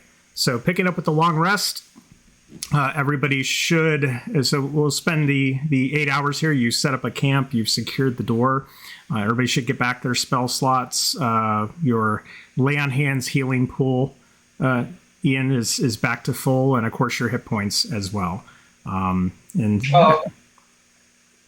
So, over the rest, Bog is going to go up to Deimos and say, Hey, Demos, thanks for the assist there, brother. Yeah. I think I could do something for you. Do me a favor. Let me see that quarterstaff of yours real quick. Yeah. I'll hand over my quarterstaff to him. kind of looks it over, not okay, kind of roughly gauges it, gives it back to you, says, Yeah, let me see you take your stance. Like where do you grip for your preferred balance for your monk stuff? Yeah. Yeah, so I hold out the over-under grip like that, maybe about 12 inches between both my hands. Okay, give me a couple, and I mean, got something for you. so Bob goes off to sit down, takes out some artisan's tools from his belt pouch, which of course why I'm doing it, you can't see it. And he kind of takes out that bone leg that he chopped off of one of the orcs. Goes in his another satchel or a pouch and takes out a bunch of pieces of parchment paper. They all look like a kindergartner wrote it with a crayon on his toe. He's got like some are like roughly hewn maps. He takes them out. They're starts to unfold them. It's like, I know I got a blank one here somewhere. Do a little rough sketch. And then you might notice that one particular paper is much more nicer than the other ones. It's kind of rolled up like a scroll. And when he opens it up and puts it down, it's perfectly flat. It's not a trace of anything wrong with it. It's like in immaculate condition. Mm-hmm. And he's like, oh, here. And then he starts to sketch out and begin working on something for Deimos. Right now, I have no weapon at the moment. No, you have your quarterstaff. Oh, okay, so you I sketched gave it something. back to you. Yeah. Okay, roger that. Good. All right. Thank you very much. You're welcome. No one Pleasure took the doing business with you. No one took the bait on the paper. Okay, so he puts everything away, and then gives this. I'll take a picture in the chat or something. He gives this to Deimos. It's like, I Yeah. kind of made it the same length as your quarterstaff. Yeah. I left like the bone over here on the parts. So, when you do that little jab with the second attack, yeah. And then I know you said you wanted like a javelin or a spear. So I made a spear tip with like a barb on it. Yeah, my people, we call that a gutting hook, because you like to, got to get like all the soft parts out of the meat. Yeah. Yeah, my gift to you for, helping save my life. Yeah. And remember, if you need any spoons, I got those too. More interested in killing things. And Ray can tell you how much damage it does. Yeah, I'll send that over to you, Jay, when we get to that. Actually, let me see where I wrote that up real quick. Hold on. Give me 2 seconds, guys. Anybody else doing anything on the long rest while I'm Resting. I'm making another copy of my dragon book. So I just kind of have like 2 hands out and just kind of like magically kind of like transpose, like trying to copy it page to page. Again, so I have another copy. Do you always try to keep 2 of those? I try. It's easier than rewriting it all from scratch. But you carry them both on you. One's always in my pack, and well, two are usually always in my pack because you never know when you meet another dragon aficionado. And then I like to spread what the knowledge I've accrued with other fans. If it's for safety purposes, you might want to leave one in a safe location that is not on your body. In case your pack gets burned or something, you have a copy that's, Oh, I have the copy up here. It's Oh. just easier this way because I can just make a copy versus having to painstakingly write it all down again. Yeah. So Jay, we'll add this to your D&D Beyond later, but for purposes of damage on that bone weapon that Bog has provided you, that'll be a 1d8 plus your modifier. So 1d8 plus 3 for that. So it's the equivalent of like what you would have had two-handed with your quarterstaff. You get this with the bone weapon. So it's a 1d8. The difference is Huh? I can throw this weapon now. Yes, you can. Mike, check your Yes. phone. Okay, so long rest. Well, Go ahead. is Bog sitting next to me? Or is Bog like near me when he's doing this? Yes, I'm assuming yeah, maybe- you're all kind of close quartered. Yeah, so you're nearby each other. So I look. I see him kind of like as I'm doing my stuff and I'm kind of like transposing stuff. I see the paper that he's kind of like placed down. I'll ask Bog, what's up? What's I'll kind of like look down at it, but I'm like kind of distracted with what I'm doing. So I'll ask him what's on his paper that he's pulled out. Oh, well, I'm glad you asked. This is one of my favorite stories here about something that happened when I first got to Lyon. Yeah. So, you see, there was a wedding being planned. Yeah. And it was kind of, spur of the moment between the bride and groom, but we could use some good news, because most of the town was killed by a dragon. Yeah, dragon, see? So there weren't enough utensils, for the soft skins to eat the food with. So, since Bog was studying under some of the clerics that performed the wedding, he said, "Don't worry, I can help." So I was out back working, and I was carving these spoons. They were smaller than usual spoons. The bride wanted these extra spoons to eat dessert with. Yeah. I call them dessert spoons. Yeah, cause you kind of eat dessert with them. Yeah. And then I heard some crying out behind the other end of the church, so I went running. And I find the bard that was supposed to sing for the wedding. And he was all in tears. So I walked over and I tried to introduce myself, but he wouldn't give me his name. He kept saying stuff like, "Oh, what's in a name?" and thorns and, pricking them and stuff like that. Now, it's a good thing this was good old Bog, because you don't really want to encourage a lizard folk to prick you, yeah. So I had to think quick. And since I was working on the spoons, I said, "Well, hello, Spoony Bard. My name is Bog. How can I help you?" Well, it turns out that Spoony was trying to write a story. More like a play, something that would be, performed in taverns and whatnot.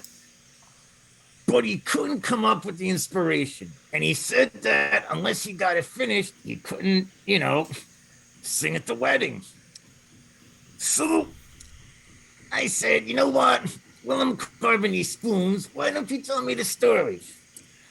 Well, he tells me the story. And then I said, "Well, Spoony, this is really, really kind of not good. Yeah, not good. It was terrible. It was about these two soft-skinned kids, like those teenage years, yeah. And they come from different families that got that thing going on called 'I don't like you very much.' And they try to sneak off and then, have this relationship, but everything is just weird. People die left and right. The best fighter that's nicknamed the Prince of Cats isn't even a tabaxi. And in the end, they're all dead, and no one tries to get a resurrection. Yeah. One of the characters um, was Romeo, was it? Actually, he shows you the back of the paper, not in his handwriting, and it's a piece of a balcony scene from Romeo and Juliet. So, with this, Spoonie was ready to abandon all hope and not sing at the wedding. I thought to myself, Bug, you kind of did something wrong. So again, I had to think quick because I'm a quick study, yeah? And I said, don't worry, Spoonie. I'll help you write your story. So I said, why don't you go for the more traditional, story, like that's told in taverns and whatnot? But, why don't you, maybe, I don't know, change it up a little bit? Like, hey, why don't you make, the hero a lizard folk, like my people? It's always some human paladin. Oh, sorry, Eon, just the way it is. And, that would be great. Well, Spoonie jumps up and he starts talking about, yeah, that'd be a great idea. And then he can have some sidekicks. He can have an elf, and he can have a dwarf, and he can have a human ranger that's really a king. And I said, wait, come on, Spoonie, stop. Let me cut you off right there. Yeah, you go to the deep end again. You got a lot of moving parts here. So why don't you make the heroes? I know. Why don't you make them all lizard folk? How about 4 lizard folk brothers? Yeah, all from the same hatchery. And rather than be like fighters or whatnot, why don't you make them all monks? Yeah. Now, because we all look the same, you're gonna kind of have to give them some sort of distinction. Maybe like a color in the armor or a special weapon. Yeah, I think that could be very, very good. But also, just remember one thing. Lizard folk have even weirder names than I do, so you might want to name them after, I don't know, some famous soft skin artisans like chefs or poets or whatnot, whatever. Well, Why did it take you this long to get that? I got it maybe a minute before you did, but it could have been great, but I recently heard back from Lion that it was a colossal failure. Apparently, at the last minute, Spoonie made a change. He thought that lizard folk would scare small children, even with smiling. See, smiling. So he went with a more docile reptilian. He replaced him with 4 turtles. Have you ever heard a more ridiculous thing? The slowest moving land animal as a monk. I mean, nobody would believe that. Well, that's the story about this here parchment. Yeah. And then he's like, oh, I gotta go give this to Deimos. Thanks for asking, Vibrant. Good talking to you. He looks at your tail. He's kind of taps Taylor, like he's testing a mic. He's like, Taylor's kind of good talking to you too. he's nodding. I shake, but you kind of don't have hands. And then he goes off. So, Looks at me. I'm like, we go back to doing our work. so now, canon somewhere in my world, there are 4 turtles training to be monks. Somewhere that will come back at some point in time. And that's the one Bog story of this adventure, to not hog time. He has thrown Shakespeare under the bus and created the Ninja Turtles. Canon. Perfect. I'm gonna design it. I'm making D&D characters now. Oh God, never even thought of that. Turtles exist, and I never even thought of that. It's gonna happen. It's gonna happen.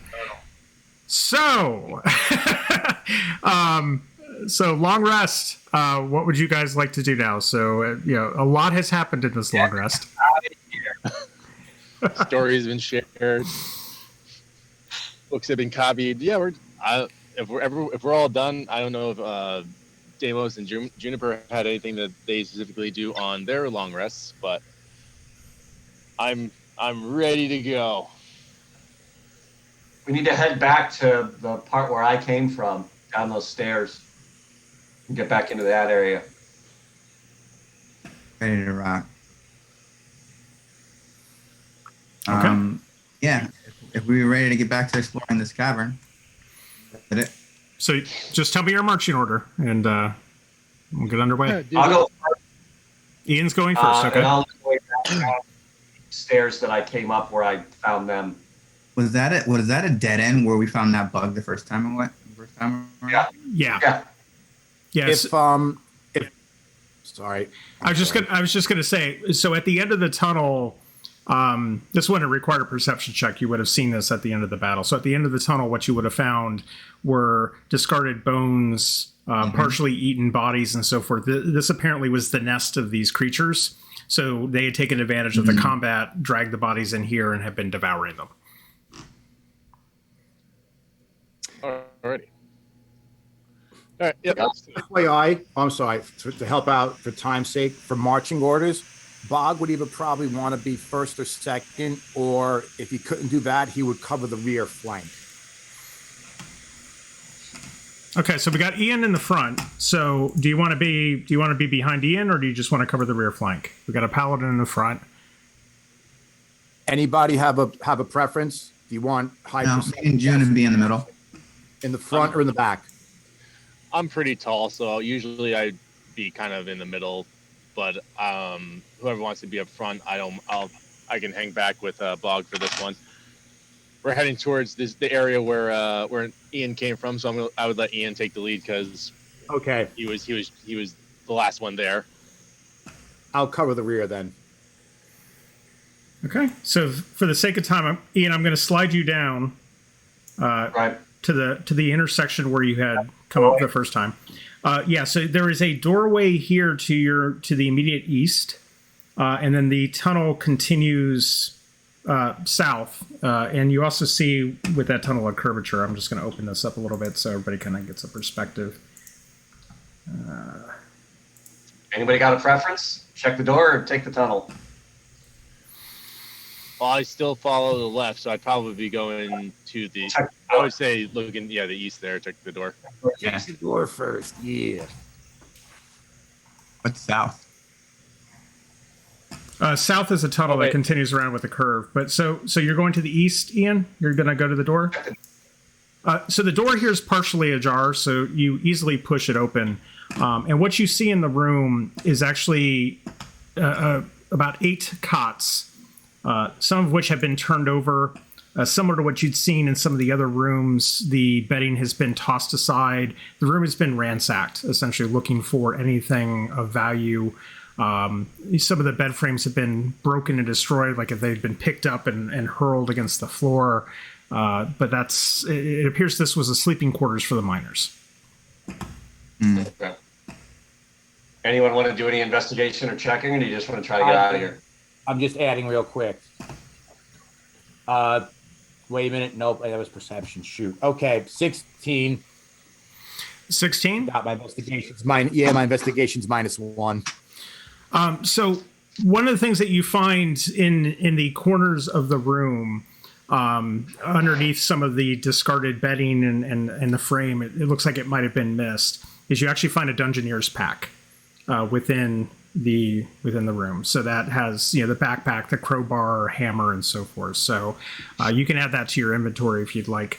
But it looks like this was probably a miner's pack at some point, and for whatever reason, probably because it was just more mining equipment, it was left where it was.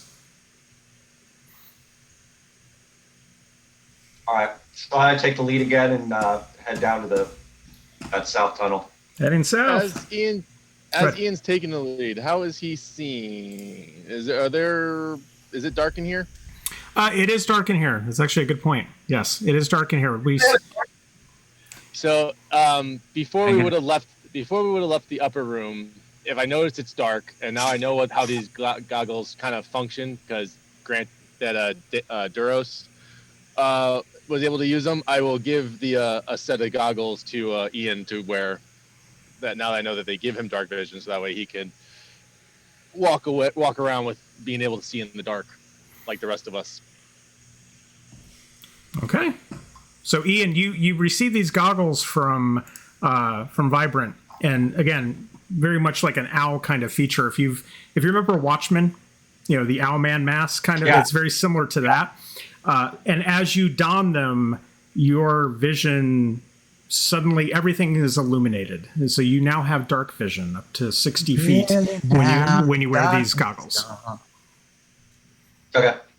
And we'll add these to your equipment list later. But yes, so now you can see, just like some of your other compatriots here.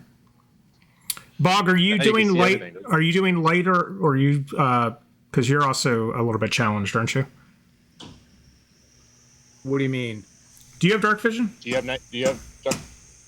No, lizard folk, believe it or not, do not have dark vision. He kind of just like sniffs and goes by instinct. But Okay. he has light on his sword. He just casts a cantrip. Okay. Okay. All right. Fair enough. So as you proceed, you see the tunnel start to curve around to the front. And Ian, since you're taking the lead, make a perception check for me. Let's use this one.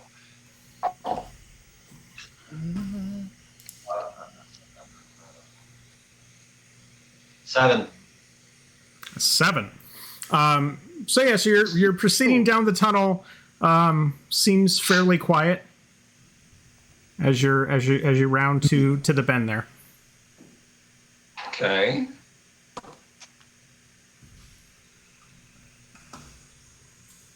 I will continue to proceed forward.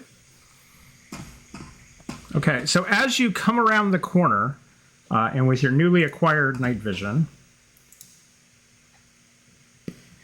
you come shit. face to face with 2 orcs that appear to be standing guard at a doorway. So you come upon them, and they in turn come upon you. You look at each other, and I need the group to roll initiative, please. And give me a second, and I'll tell you when to give me your numbers.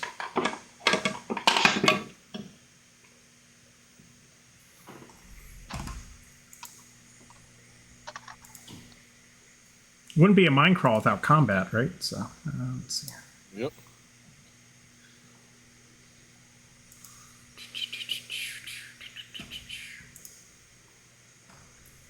Okay, so Deimos.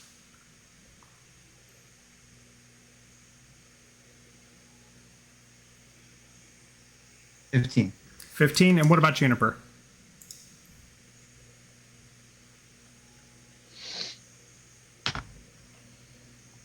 $14. Ian? 5. Vibrant? 8. And last but definitely not least, Bog? 12. Okay. And our friends the orcs rolled 19. So at the top of the order, the orcs, seeing you come around the corner, and immediately turn, drawing their weapons and charge towards you using their aggressiveness. They're in no mood to converse. And so the 2 orcs come forward to attack you. The first swinging with its sword. Go back over here. Sorry, too many encounter windows going on here. That's an 18 to hit. Yep. Okay.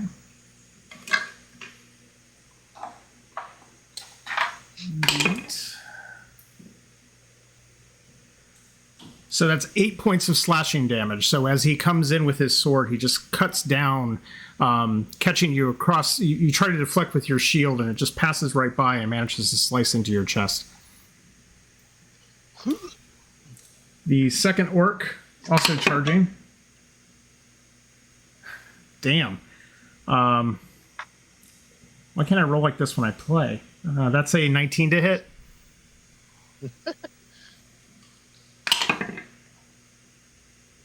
Often ask myself the same thing And all that's- the time when I do. And that's 4 points of slashing damage. So the other one comes in from the side, and he kind of stabs towards you with the blade, and catches you in the ribs. All right. So that's the 2 orcs' turn. Now we're up to Deimos. And for marching order purposes, you guys should all be kind of close together a bit. But I was gonna say, are we that far away from Ian? no, you guys were kind of Oh, following rocket. along. Like, yeah, we just didn't move you up. He got the goggles and just took off running. He's like, yes! I can see. Praise the You Lord. are drinking. Okay. It was dark and now it's light.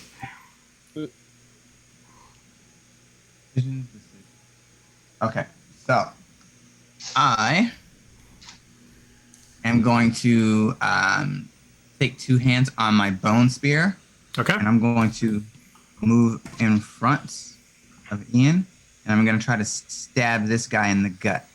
Okay. Go for it. There's slight jokes. Right. Can't say Let's them. just see. 8. 8.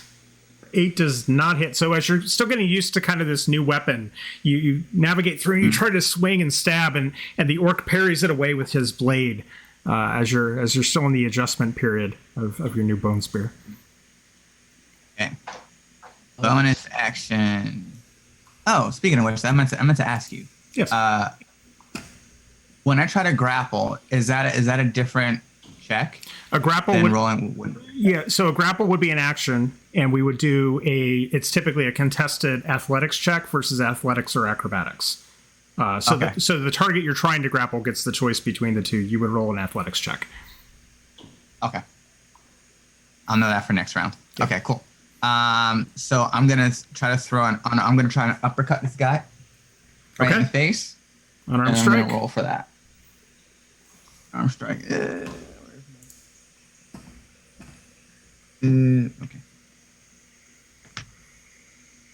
9.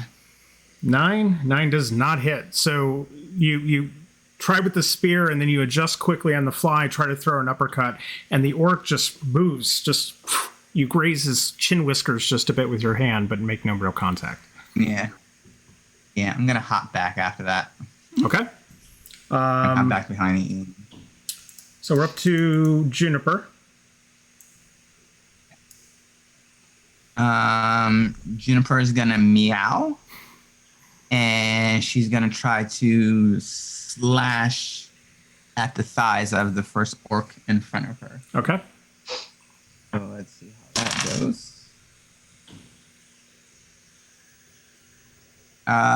Dirty. Well, she's what, +4? Is it? I think that sounds What, 19? Is that what she's at? Yeah, she's +4 to hit. Or- Yep. Yeah. So 19. 19 definitely hits. Roll damage. Was that a D6 she's got? Hold on. Let me look. Yeah, it's a D6. Actually, her rapier No. is 1d8. The D8. Yep, 1d8 plus 2. Hell no.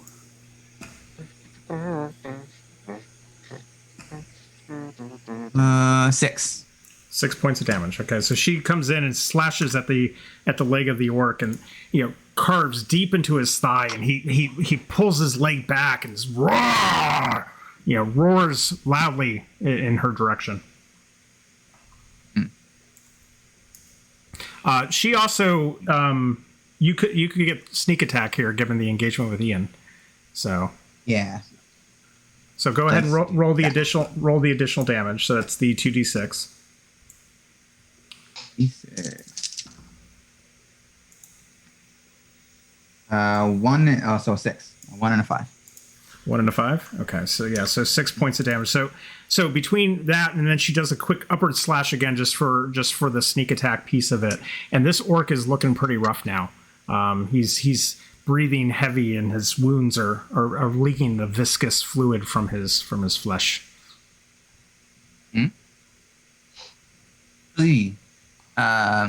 She makes a face, and then she hops back. Okay, Bog, Back up to out you, of sir. this place.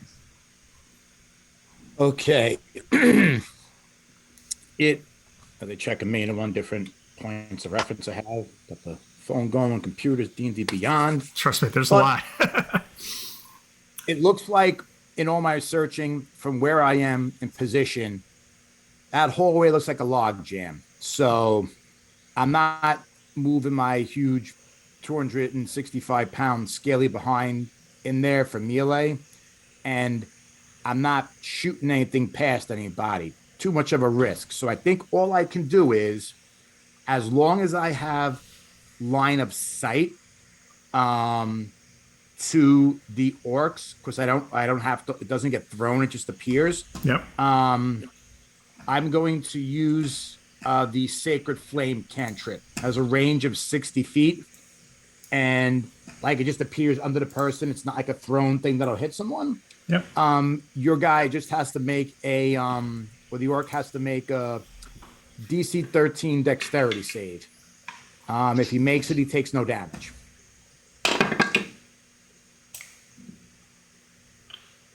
That's a 17 to save. So unfortunately, you cast your Sacred Flame and no effect on the orc. Anything else for you at this point? No, that's pretty much about all I can do. Yeah. Yeah, especially given your size, you're limited here. So, Vibrant. I'm not much smaller. Maybe a little. You're a little skinnier, but yeah. a little skinnier, yeah. But I'm going to. Jeez, I'm kind of have this. I'm just gonna go for it and throw a firebolt at one of those two guys, kind of round the corner. Just kind of like, see, I am taller than everyone. Just kind of looking down and just sidearming it right in there. Okay. Did you please? I misheard you. Please tell me that was firebolt and not fireball. I was just gonna say. Firebolt. Bolt. I do not have a fireball. Firebolt. And that'll be a 13 on the die. Or 13 total, sorry. That hits. Roll the damage. Oh, sweet. Yeah, I think Fireball, between 7 Fireball and points I of Attack the Darkness are my two favorite D&D memes at some point in time. What'd you say that was? I'm sorry, Mikey. 7 points of damage. 7 points of damage. And were you attacking the one that was already hurt, or were you hitting the other one? The closest one. Whoever's the closest one. The closest one was the one that was already hurt. So as you sling that down the hallway, the fireball just hits him square in the face. Firebolt. It hits him square in the face. You see his head kind of ignite, and he falls back dead in the cavern. Taylor and I. High five. I cast fireball. You guys are in a very small. I don't care how big the room is. I said fireball.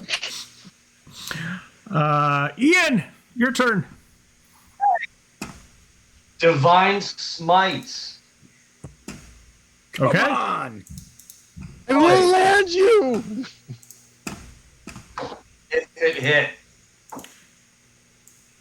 Excellent. It didn't hit.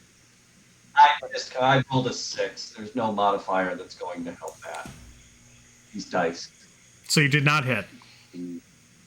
I did not hit. I rolled a 6. I mean, that's not hitting anything, I'm assuming. No. Or it's got a higher.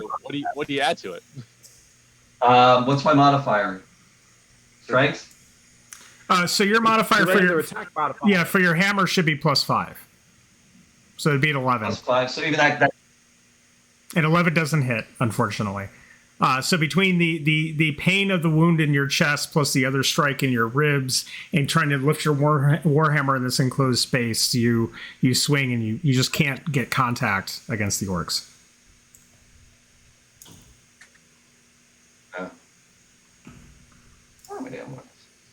Anything else? No. Okay, so we're back to the top of the round. So one orc is dead as soon as the next round starts. The other two orcs that you weren't even aware were around the corner, but were also on watch, hearing the commotion, start to move down. They're kind of pinned in here as well. They're kind of facing the same bottleneck choke point issue that you guys are, but you see two more orc faces emerge behind the standing orc that's still engaged with you. So that orc, the original one that's still alive, looks like the closest one is still probably Ian, right? I think Juniper's up there, but did Juniper move back and we just didn't move her token, or is she still there? That's a solid question. Damos, you muted.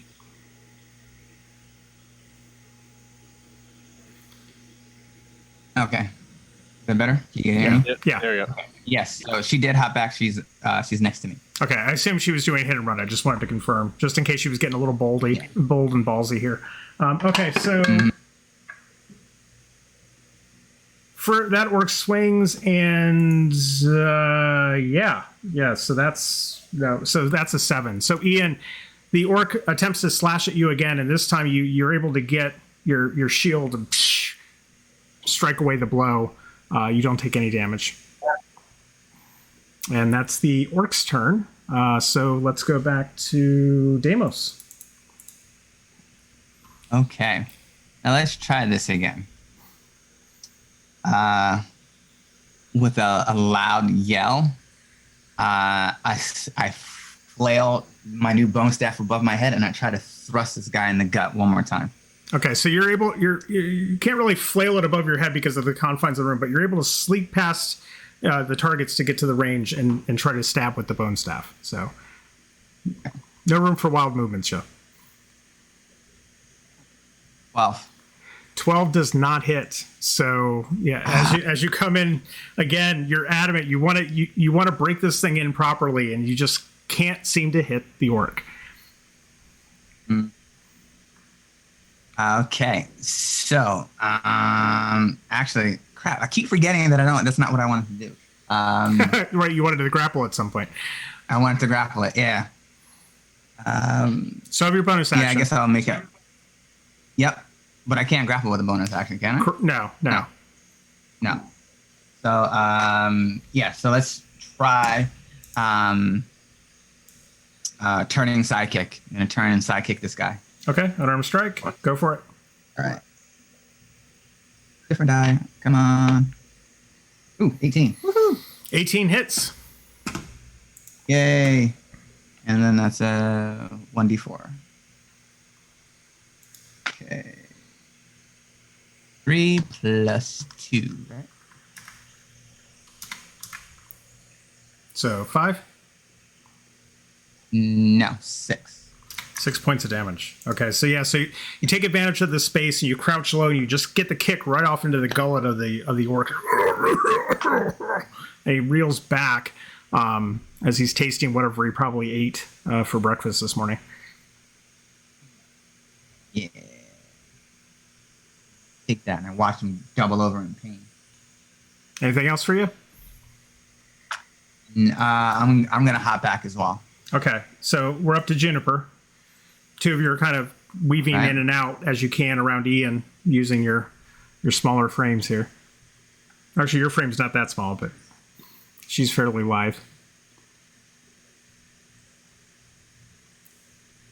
Acrobatics or strength, you said?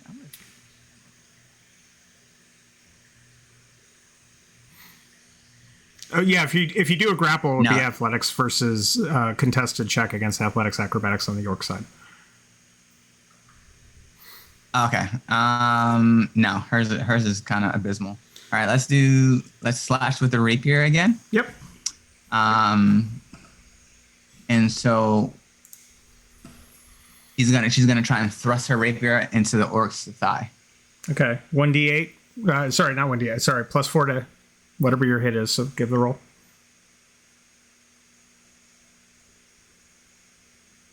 21. 21. Yeah, that definitely hits. Roll damage. Get a d8. Okay. 5 plus 2. Okay, so 7. 7 points of damage. So as she slinks past Ian and just slashes across the thigh and cuts deep into the flesh, and the orc kind of like stumbles down. He was already kind of bellied over from the kick, but now he grasps at his leg, and you can see just the blood rushing down his leg as he's looking pretty rough at this point. Also, wait, sneak attack damage. I might actually finish him off. 2d6. 2, 3, and a 4, so 7. Oh yeah. So she finishes him off. So between the slash to the thigh, and another swipe to the stomach, he's doubled over and he just collapses, just bleeding profusely from a number of slash wounds. Yeah. I don't get to say how he died. Not for that one. It was Juniper's kill. Gotcha. Okay. Anything else on this? Nope. She's gonna hop back next to Deimos. Okay. Back to you, Bog. So let me count. Let me clear off. Let me clear off a couple dead orcs here, just to help Okay. clear the space a bit. So, dead. Dead. These two haven't moved forward yet. They're kind of in that crook. Not quite dead yet. Be stone dead in a minute. Okay, I don't really want to waste the spell slot, but I'm going to just because you'll see why. So, seeing the battle go as it has gone, Bog is going to look over at Eon, and he's going to yell out. Oh, he's not even here. Darn. He's going to yell out, Eon, don't worry. You too, Deimos. I got something that I think can make it a little easier to hit these guys. Yeah. Just gotta get a little holy water. Hold on a second. and he goes into his pouch and pulls out holy water, which in his hands, the weird vials oddly look like normal human world coffee creamers. And he says, Oh, great Simonaya. Goddess of survival, yeah. You gotta help my friends actually hit something. Of course, we're the cream of the crop, yeah. And I believe the spotlight needs to be on top of us. and sprinkle, sprinkle, Bog will cast Bless on himself, Deimos, and Eon. Okay. And since I'm still in a log jam, that's all I can do this turn. Okay. So yes. So you three are now blessed. Wow. Cream of the crop. Yes. Yeah, I'm just like, Rising. Bring it. Totally worth the spell slot, even though there's 2 orcs and like 7 of us. Well, 5 today. Let's go for it. No, that's the other guy there, brother. Oh, I know. Okay. There So can't that be 2 macho mans. I gotta do the other guy. After watching myself play with my beard nonstop throughout the last one, I embarrassingly realized that Randy Savage never played with his beard. That was Jim the Anvil Neidhart. So I was like, ooh, gotta change. and everybody who's Also- blessed. Go ahead. Go ahead, In Bob. my little story, did anybody catch the Lord of the Rings reference? the ring. Yeah. Did. When Shakespeare was like, yeah, and there should be an elf and a dwarf and a ranger who's really a king. So for those of you who are blessed, just to make sure you're all clear, so you get to add a D4 to your attack or saving throw. For it's a minute, right? I think it lasts for a minute. Yep, minute, as long as I don't lose concentration, which I don't see myself getting hit. So, Okay. yep. Okay. So that was Bog's turn. Vibrant, you're up next. Do you got sugar to go with the Roll creamer, or? No, just. I'm just gonna. I can curdle some cream though. Gonna throw another Ooh. firebolt at the ones that are closest. Okay. Yeah, he's just gonna wind up and he's just gonna whip another firebolt down that hall at whoever he can see. Kind of like peeks Yep. around the corner. Whip Okay. it. So the orc in front is going to take the brunt of that one. Yep. Wow. And 12 does not hit. No, it does not. So you cast it around. You kind of peek through and kind of almost curveball, it, almost like a sidearm throw, and it just right into the side of the mine and disperses. You know, flash of light, but no damage. A little smolder on the stone. Look at Taylor. I'm like, you do better next time. I just tried. Anything else from you? No, that's it. I'm kind of bottlenecked back here. It's really all I can I know try not to get in everyone else's way. it's close quarters fighting here. So Ian, back to you. You're still in the front of all this. There's been a lot happening.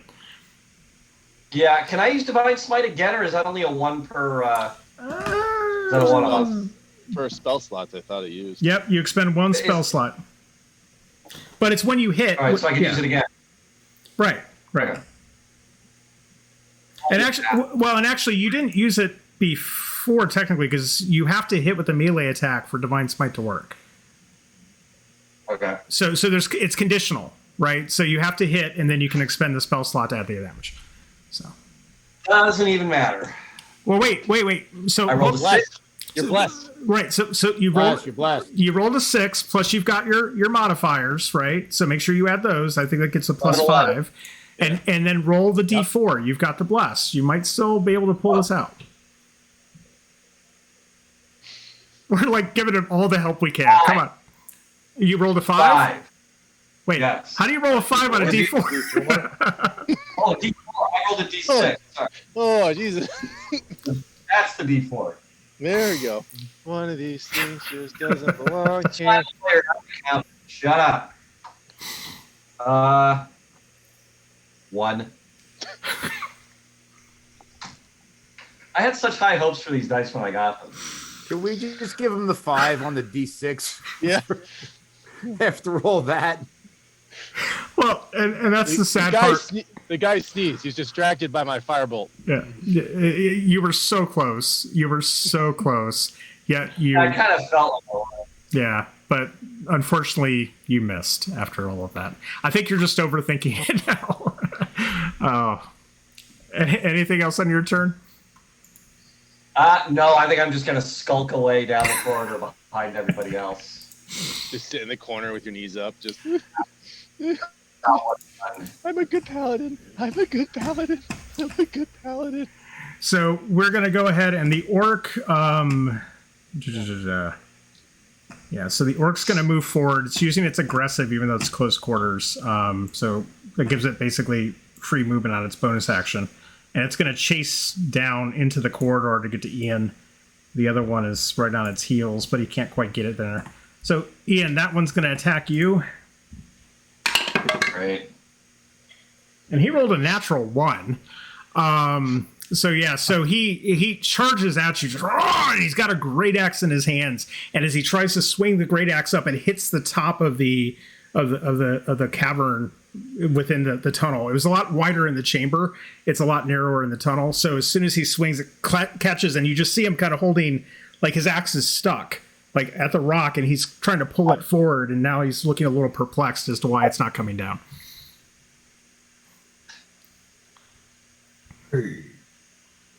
Okay. The other orc is now kind of confused by his compatriot in front of him, can't get past, so we're going to move to Deimos. Deimos, your turn. Okay. Now, I'm going to try to double A take down this the orc closest to me. Okay. I'm going to let you roll this with advantage because he has his arms up with his axe at this moment, so you get to roll your check with it. So roll an athletics check with advantage. He's going to get his contested check, though. Let's see. Sure. It's cocked. Motherfucker, dude. All right. So I rolled a 5. You rolled a 5? Okay. Yeah. You go in, the orc rolled a natural 1. So this the orc is not doing well at this point. So as his axe embeds in the top and he's trying to pull it, you charge in and you're able to double leg take down and drive the orc down to the ground, and you now have him grappled. Wait. Now that means he's prone, right? Correct. At this point he's prone because you took him down. So now, does that mean there's like bonus damage, or he just gets hit? So when you take him down to the ground, you're gonna get advantage on melee attacks, but any ranged attacks, not that we're firing a whole bunch of ranged attacks here, would have disadvantage because he's lower. Yeah. So I'm gonna spend a key point and do Fury of Blows. Okay. Roll your 2 And attacks. then the first one, I'm gonna drop the mighty elbow down Okay. on him. Okay. 17. Plus what was that? 22. Oh, that Plus definitely my dex. that definitely hits. It definitely hits. Yep. And ba, ba, da, da, ba. Do I have this one? Keep on?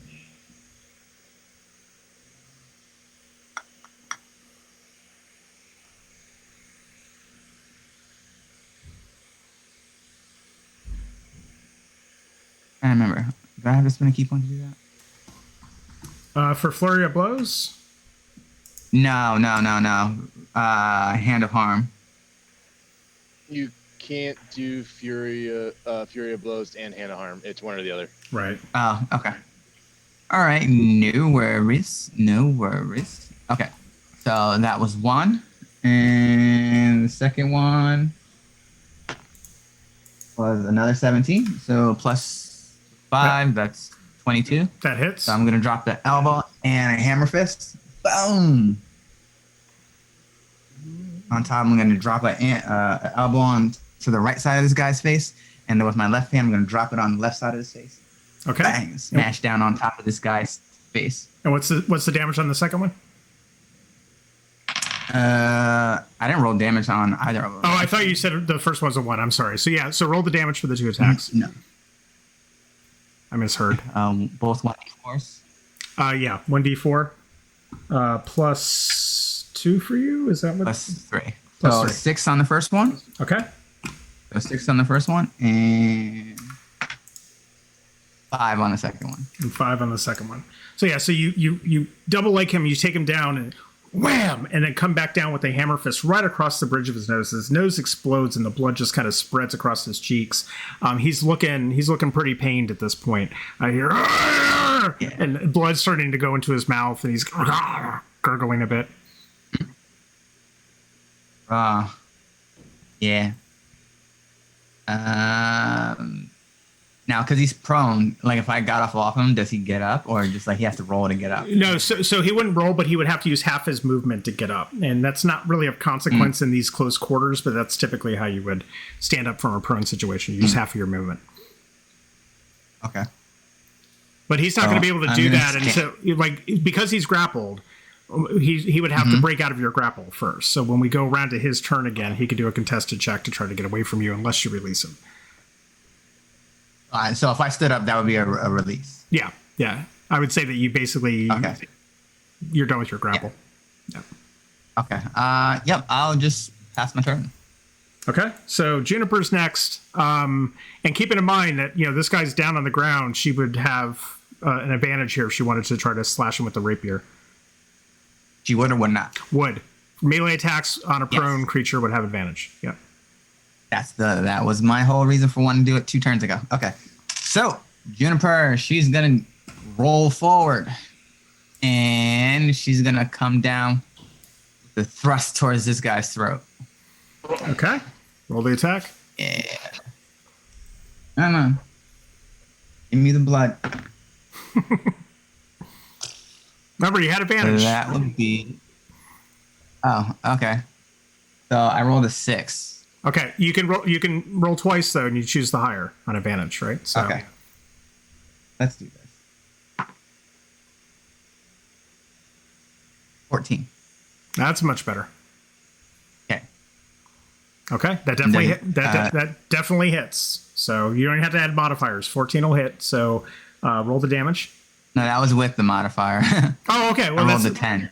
Okay. Yeah. That still hits. Okay. What is it? Oh, D8. And do I get sneak attack with this or no? You do.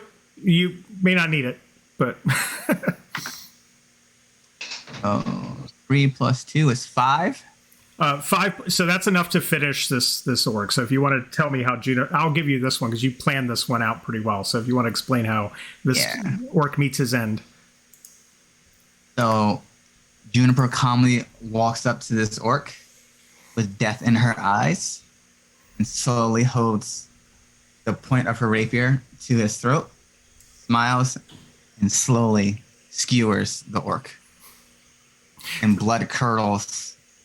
That's very Arya. I was thinking Arya Stark with I needle know. was what I had in my head. Yep. Yeah, exactly. Ugh. And she purrs Excellent. and pulls out the rapier, Okay, takes the blood off. that's another orc down. So let me take him off the board.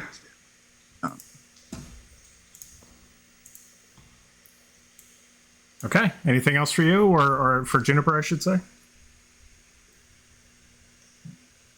I'm assuming she kind of moves no, back it's a not little like bit. she can. It's not like she can attack the other orc. No, no. Okay.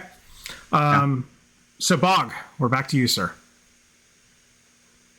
Is it possible now that I can somehow shimmy, climb over, get to the final Yeah. orc from melee?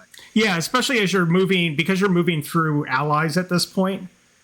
It might be a little bit, but you can get through. Yeah, I'd say it's going to take half your movement to get through it, just because it's a little more. Excuse me, pardon me, coming through. Yeah, that kind of thing. Well, that's okay. I'm not going that far anyway. Okay, so natural 20. Nice. Roll damage. Not even the bless bonus. Okay, so this is 1d6 plus 2. 5, 6, 7, 14 points of damage. That's with the double.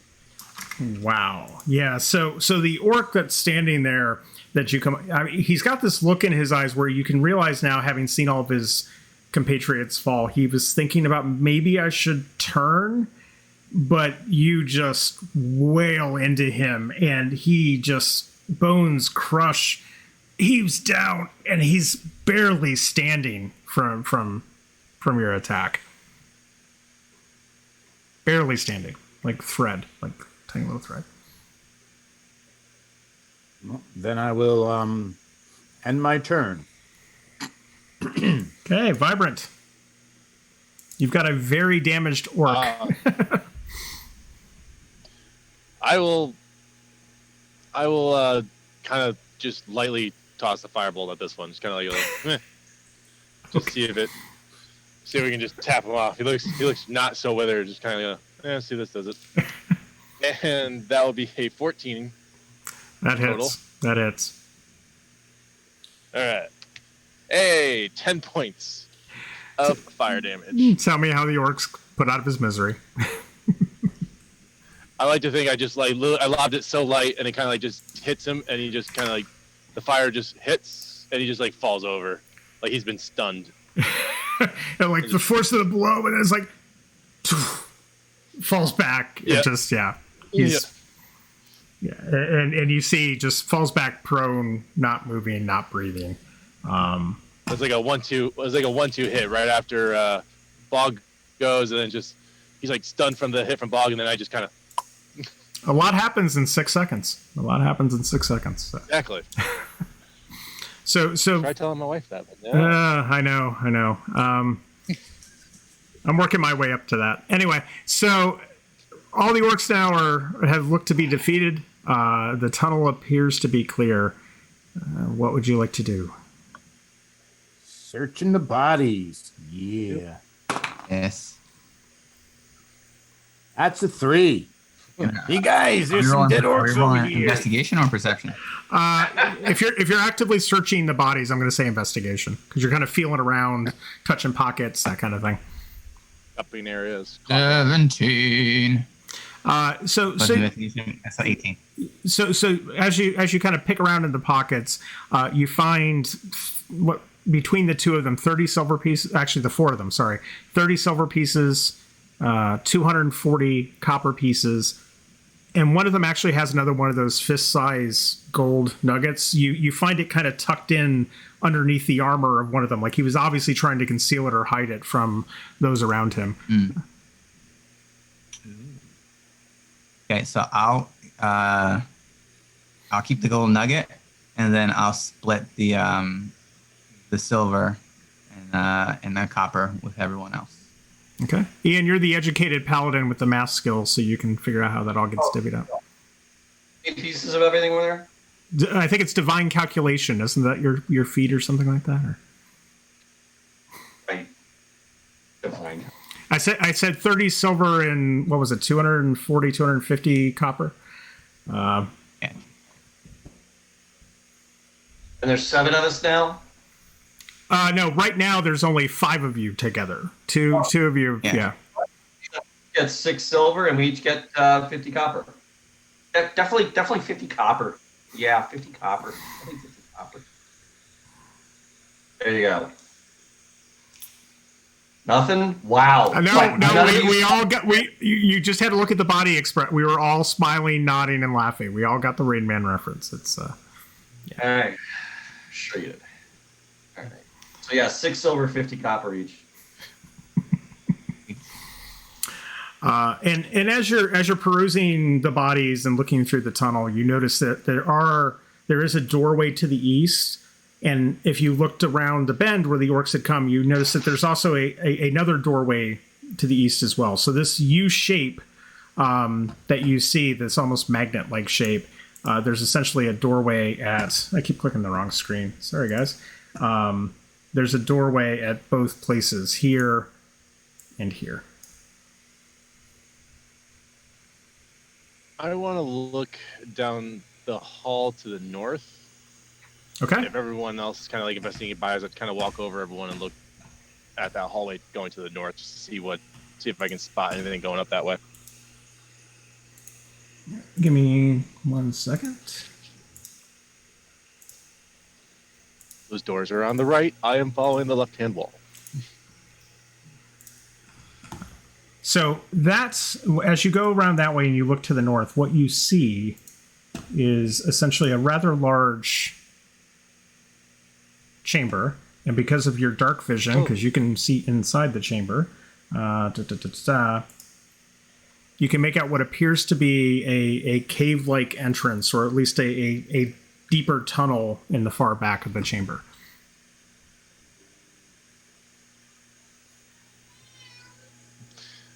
Fun. Check the door first, maybe, then do the scary tunnel. I'm just gonna kind of like look in there, look down, and kind of relay what I see this way. If anyone wants to check the doors, then they can go check the doors. That's cool. Okay, so let's Are we still going to the right?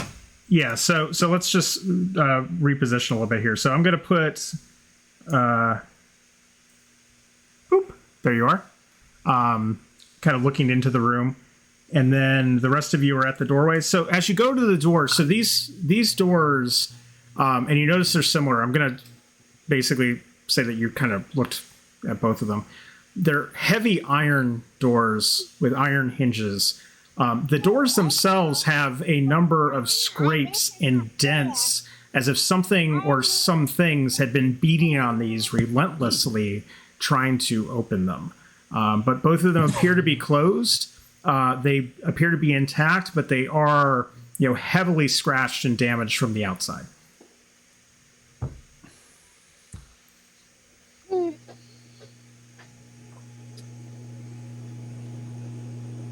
Try to open them, I guess.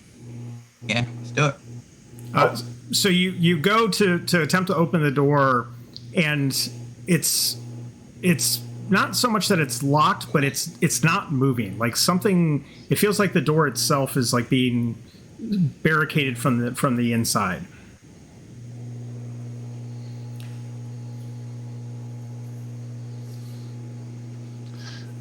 Do I see that they're having problems with this door? Yes, you can. Yeah, Actually, Can I shoulder check it? you can try to. Actually, I'll walk up. Well, hold on. Vibrant first, I'm gonna because you walk up to asked her. Go ahead. yeah, I'm gonna walk up to the door and I'm gonna take out Talon Breaker and I'm gonna smash it on the door. Okay. Would you like me to roll dice just to see if I get? Well, actually, the stipulation with Dragon Break is if I can hit, it's crit damage. Right. Yeah, and So you do can. you still want me to roll anyway? Or, No, what? So what's the damage on that? With so your default damage is what? so two-handed. I would be. I'm in the wrong tablet. Come on, there she is. Talon Breaker is a D8. A D8. Okay. So it'd be a D8 plus 1. Yeah, go ahead and roll the So crit damage. damage. Because I'll do. I get an 8. So 9 times 2 is. Oh my god! Yeah, no, it's 8. Yeah, 18. Yeah, 'cause Yeah. I know that. So That took a lot longer to get to. So you swing with Talonbreaker. So Deimos, you're getting ready to kind of gauge, like, get a little bit of a running start for the shoulder check. Vibrant comes in and just whack with his staff, and the door buckles. It doesn't completely give, but it definitely buckles from the force of the blow. So it's almost like the middle of it kind of folds a bit, and the edges kind of come down. And from inside, you hear a deep voice go, "Filthy orcs, leave us be!"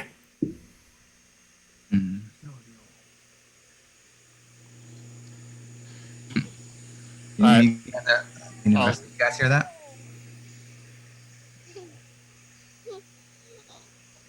I will. Sorry, work related. All good. I will swing again if no one else is doing anything. I'll take another swing at it. Okay. Anybody else doing anything before he takes another swing? So he hit the door, it buckles in. Okay, Yeah. Can Juniper try to pick the lock? No, the door was barricaded. The lock had looked like it had already been kind of Oh, it's beaten. barricaded. Yeah. So, Okay. but you heard the voices from inside, like one voice just call out, "Filthy orcs, leave us be!" Oh, we are not orcs.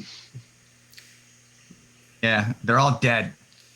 We definitely took out a few orcs, but we are not orcs. So You owe us money for killing the orcs. You do not owe us money. We just have killed the orcs.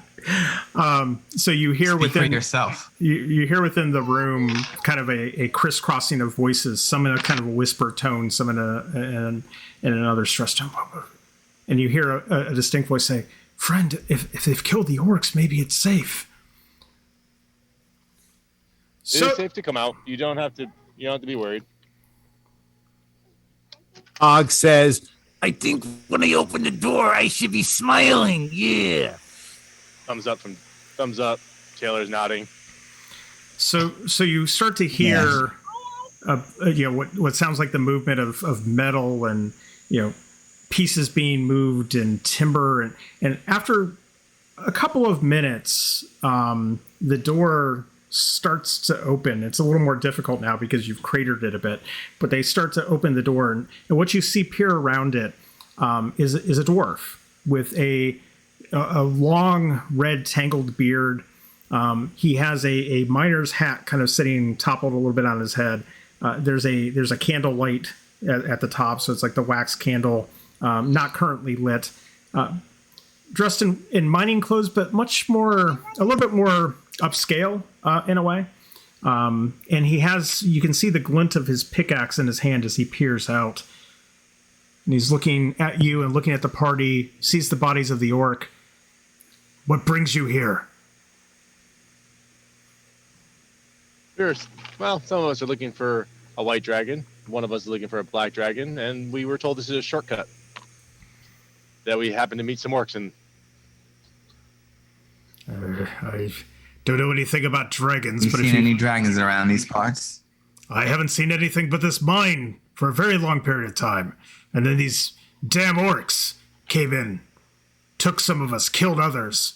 What are this is ridiculous. And he pulls the door open, and you see within the room, behind him, two other dwarves. One is a much older dwarf, gray beard, very long, comes down to the center of his chest. He has a pair of brass spectacles down near his nose, also dressed in mining regalia. You see a younger dwarf, beard quite short actually, probably still growing it in just a bit. And then behind you see a much more heavy set dwarf, probably about again somewhere in between the one who answered the door and the older dwarf. And he's seated against the wall. His leg has been severed, and you can see where they've tied off and a tourniquet on the leg. And there's also what appears to be a cauterized stump. They must have burned it with fire. And none of them look well rested or well fed. It looks like they've been in here for some period of time, and all appear rather exhausted. So, did you get all of them?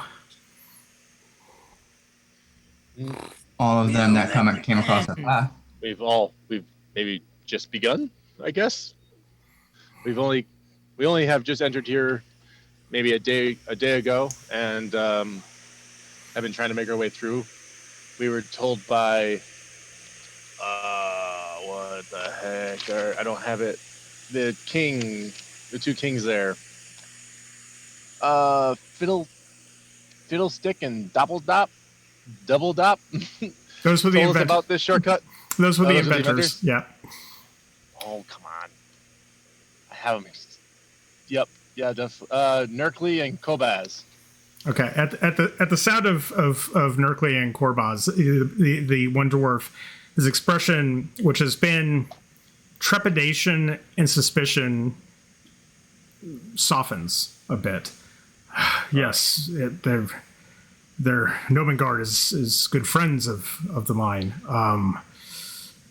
If they sent you here, then wait. Well, This is how bad things happen. Do you have any proof that they sent you here?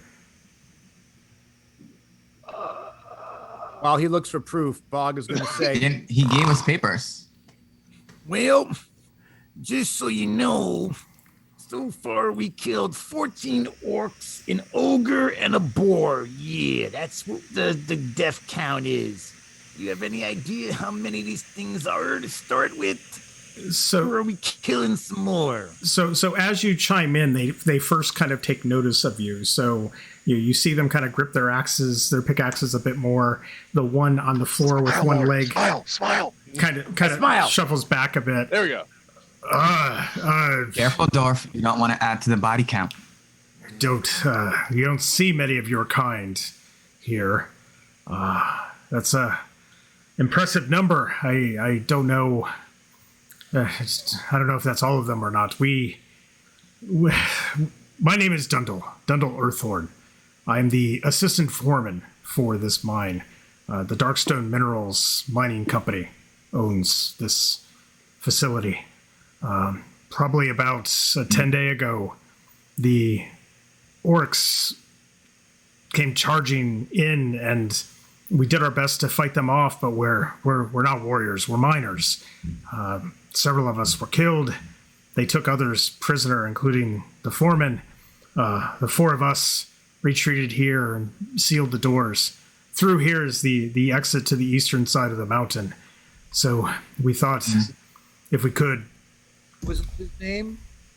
Dundle Earthhorn, assistant foreman of the Darkstone Minerals Mining Company. Dundle Earth. Tell me, Foreman, what kind of Earthhorn. mine is this? Earthhorn. Okay. Earthhorn, yeah. It's a gold mine. If you haven't figured that out, we think that's why they came. The ones that they took, we think they took deeper into the mine to mine the vein that we have here. The four of us stayed. We weren't going to abandon our brothers, but we also didn't want them to make it out any further. We thought we'd wait for help, and eventually others from the company would come, a monthly supply ship, something, and we would be able to do something. But we've been here for so long and so little food, and you can kind of see that there's like carcasses of rats and things like that have been picked clean and eaten. They didn't have much time to gather rations as they came in here, but they're definitely worn. Bog. You have gold nuggets here. I'll trade you a few rations for some gold. Bog Taylor is will reach through my. Sorry, Bog's probably got the same idea I do. Go ahead, Bog. You first. not using my tail, but Bog is going to go into that Dungeoneer's pack he found and his own Explorer's pack and just give them some rations. Same. Taylor is gonna go in my sack, and he's gonna just see the tails poke in and just like throw some rations out to them. You I can look at you guys with disgust. Turn away. Damn it, that's a lost profit. You could see, the dwarves, the two dwarves behind the foreman kind of grab them, and they also bring some over, and they're trying to feed their friend who's missing the limb before they even touch it themselves. Like, they take it over to him first, trying to get him some nourishment, and then once he's eating, they start to eat. The foreman looks at you. Stealing? Do any of them? need healing, or are they just like starved? So they're primarily exhausted, which healing at this point wouldn't do anything. You need at least greater restoration. The one who has the severed limb, he looks to be stable at this point because whatever. Actually, roll a medicine check. Let's do this the right way. My exposition's getting away from me. Sorry. Ooh, good. I should have a +5 on that. Shit. 16. Yeah, so from what you can see, it looks like they bound the wound, cauterized it. He's fine. Like he's not bleeding out. What they primarily look like they need is both food and rest. From what you can tell. Hi, Chloe. So after eating it, the foreman again was like, thank you. It's been a while. Did you find any other of our kin in the mine as you came through? Sadly, alive, no. But like I said, we have only been here maybe just over a day, making our way through here, and we're unaware that the mines were taken over. Just thought that these guys had made home, and we're trying to get our way through because we were told that this was a shortcut to the other side of the mountain. The orcs and the insects have had their way with your brethren. But if it makes you feel better, see, my people, yeah, lizard folk, that's what we're called, yeah. We don't really have emotions, but I know you softskins do, so one of your guys took one of them with them, yeah, took him out with them. It's little comfort, but it's good to hear. Did you I'm sorry. Did you make your way down the passage north from here, the shaft down to the gold vein? Have you been that way yet? Have you seen any of our kin there, or any of the orcs there? Not that I recall. So there. Yeah, I would think Deimos would notice a huge vein of gold. That's for sure. Yeah. So there may still be. I like very shiny objects, so yes, I would have noticed. There may still be hope yet. You seem formidable. If you've been able to kill as many as the lizard here says, maybe you're the saviors we've been waiting for. We can give you passage through here, and you can exit the mountain, or if you would, and I can offer some reward, if you could venture further into the mine, free the remainder of our brethren, or at least see if they're alive, and see if there's any orcs. We can reclaim this. We're in no condition. Yes, it is a gold mine after all. I can, and he looks towards the older gnome who kind of comes forward with the glasses, and he whispers in his ear, and you see him kind of pull out like a worn leather ledger from his vest, and he looks through the pages, and he whispers back into Dundle's ear. Dundle, I can offer you 20 pounds of gold if you can find our brethren, clear the remainder of the orcs, and give us back our mine and our home.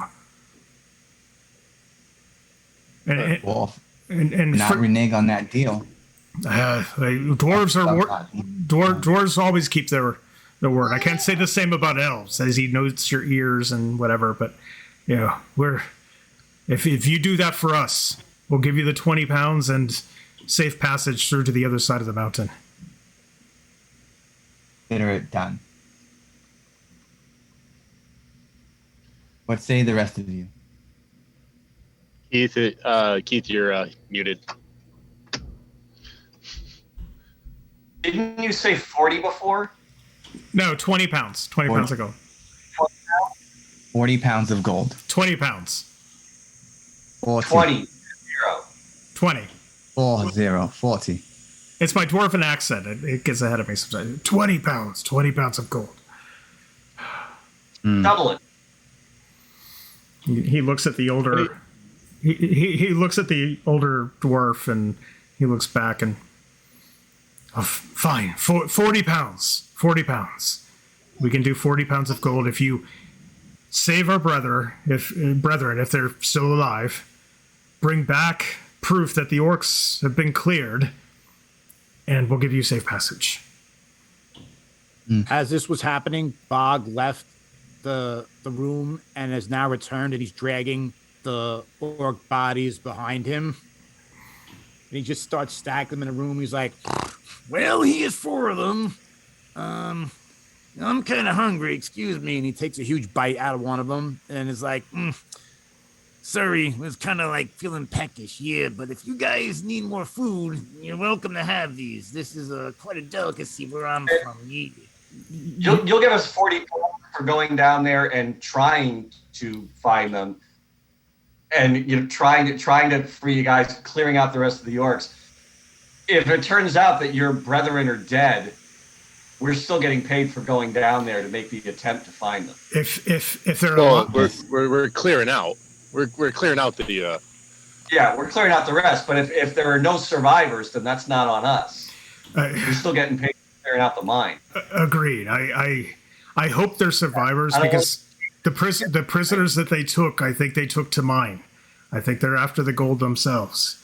But if Okay. even if they're dead, if you just return the mine to us by clearing the orcs, we'll give you the 40 pounds of gold, as promised. And I can do that. and by the way, Bog, as you're eating your snack, you see some of the dwarves kind of recoil, and the one who's on the ground with the missing leg kind of takes this what looks to be kind of a makeshift burlap blanket and just kind of covers his remaining leg, just so it's it's hidden away. That means it cooks, though. He doesn't want that. I look at him and say, Oh, don't worry. I'm a quick study, yeah, with the civilized folk. I don't eat like people like you or whatnot, you know. No, normally just things that I kill but try to kill me first, yeah.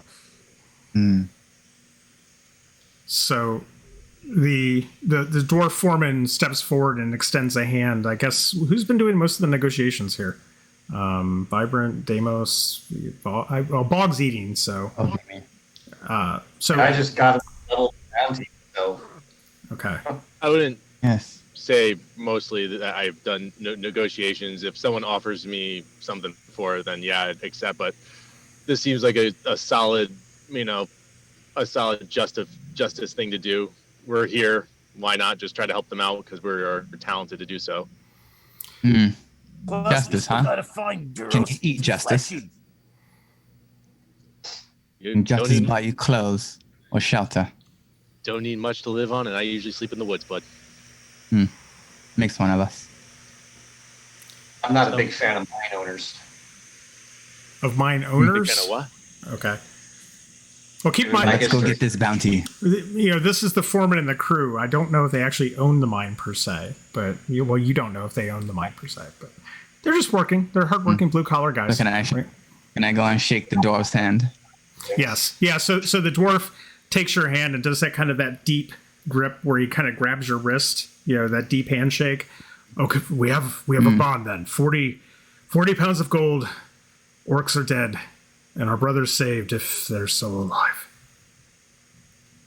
We have an accord, dwarf, and I hold on tighter, Okay. tighter than Neg, and I can artfully arrange you and the rest of your brethren around this mine for you.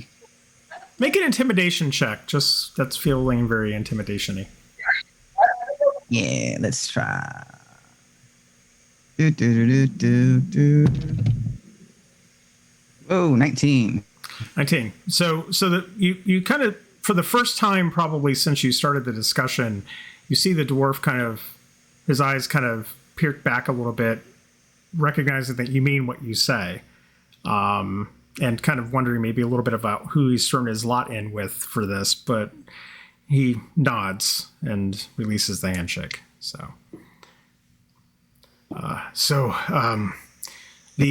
The northern passage, the cave there will descend down into to the lower chambers of the mine. That's where you'll find the vein of gold, and if there are remaining orcs, most likely where they will be.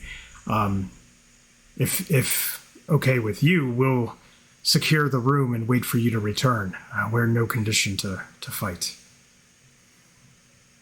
Bog is going to ask him, See, is this the only way up into this vein of gold here? See, there's two more of us, but we kind of got separated, so I'm wondering if they may have found another way into here. Yeah. He looks at the younger dwarf and kind of summons him over. There's other places that there may have gone, some lesser known passages, some smaller passages. I can send this one while you go there. If the orcs have been cleared from your path so far, I'll send him back the way you may have came and see if he can find your friends and bring them here. Sounds like a plan. That'll do. Okay, so the younger one kind of looks at him like, really, me? But he nods and he goes over and he starts to get his gear together to head back out into the mine. Okay, so you have your agreement with the dwarves. You have your direction that you're going to go next. With that, I think we're going to end the session for this week because I think the next piece of this will probably go a little bit longer than our scheduled time. So anybody else wants to do, you have an opportunity because we're in a little bit of a downtime here for either a short rest or any other engagements that you want to do before you venture forth. Yeah, might as well do a short rest. You guys want to take an hour to do the short rest? Okay. Yeah. Sure. yeah. Yeah. Okay, so let's do this. We'll, if you want to do any hit die, if you reclaim anything during your short rest period, go ahead and make those adjustments. We'll pick up with the next session coming off the short rest and with you guys ready to venture forth to try to empty out the rest of the mine and get rid of the orcs and hopefully find some dwarves. Okay. Good. Wait. Okay, so with that, we'll conclude the stream for this week. That concludes session 6 of the Wandering Players. We will be back hopefully in 2 weeks. We'll post our schedule accordingly. One thing to note, we will be sending out some announcements for a interim show that we're going to do in between the sessions just to keep the channel active. Details of that will come, but it'll be a little more low-key, talk showy kind of stuff with a lot more beer involved, I think. But details will follow. The schedule will be the same as this. It'll be Sundays at 1:30. We'll figure out all the details. We'll send that out to everyone following. So if you want to stay in touch with us, click follow on the channel. And otherwise, we will see you hopefully next time. Thank you.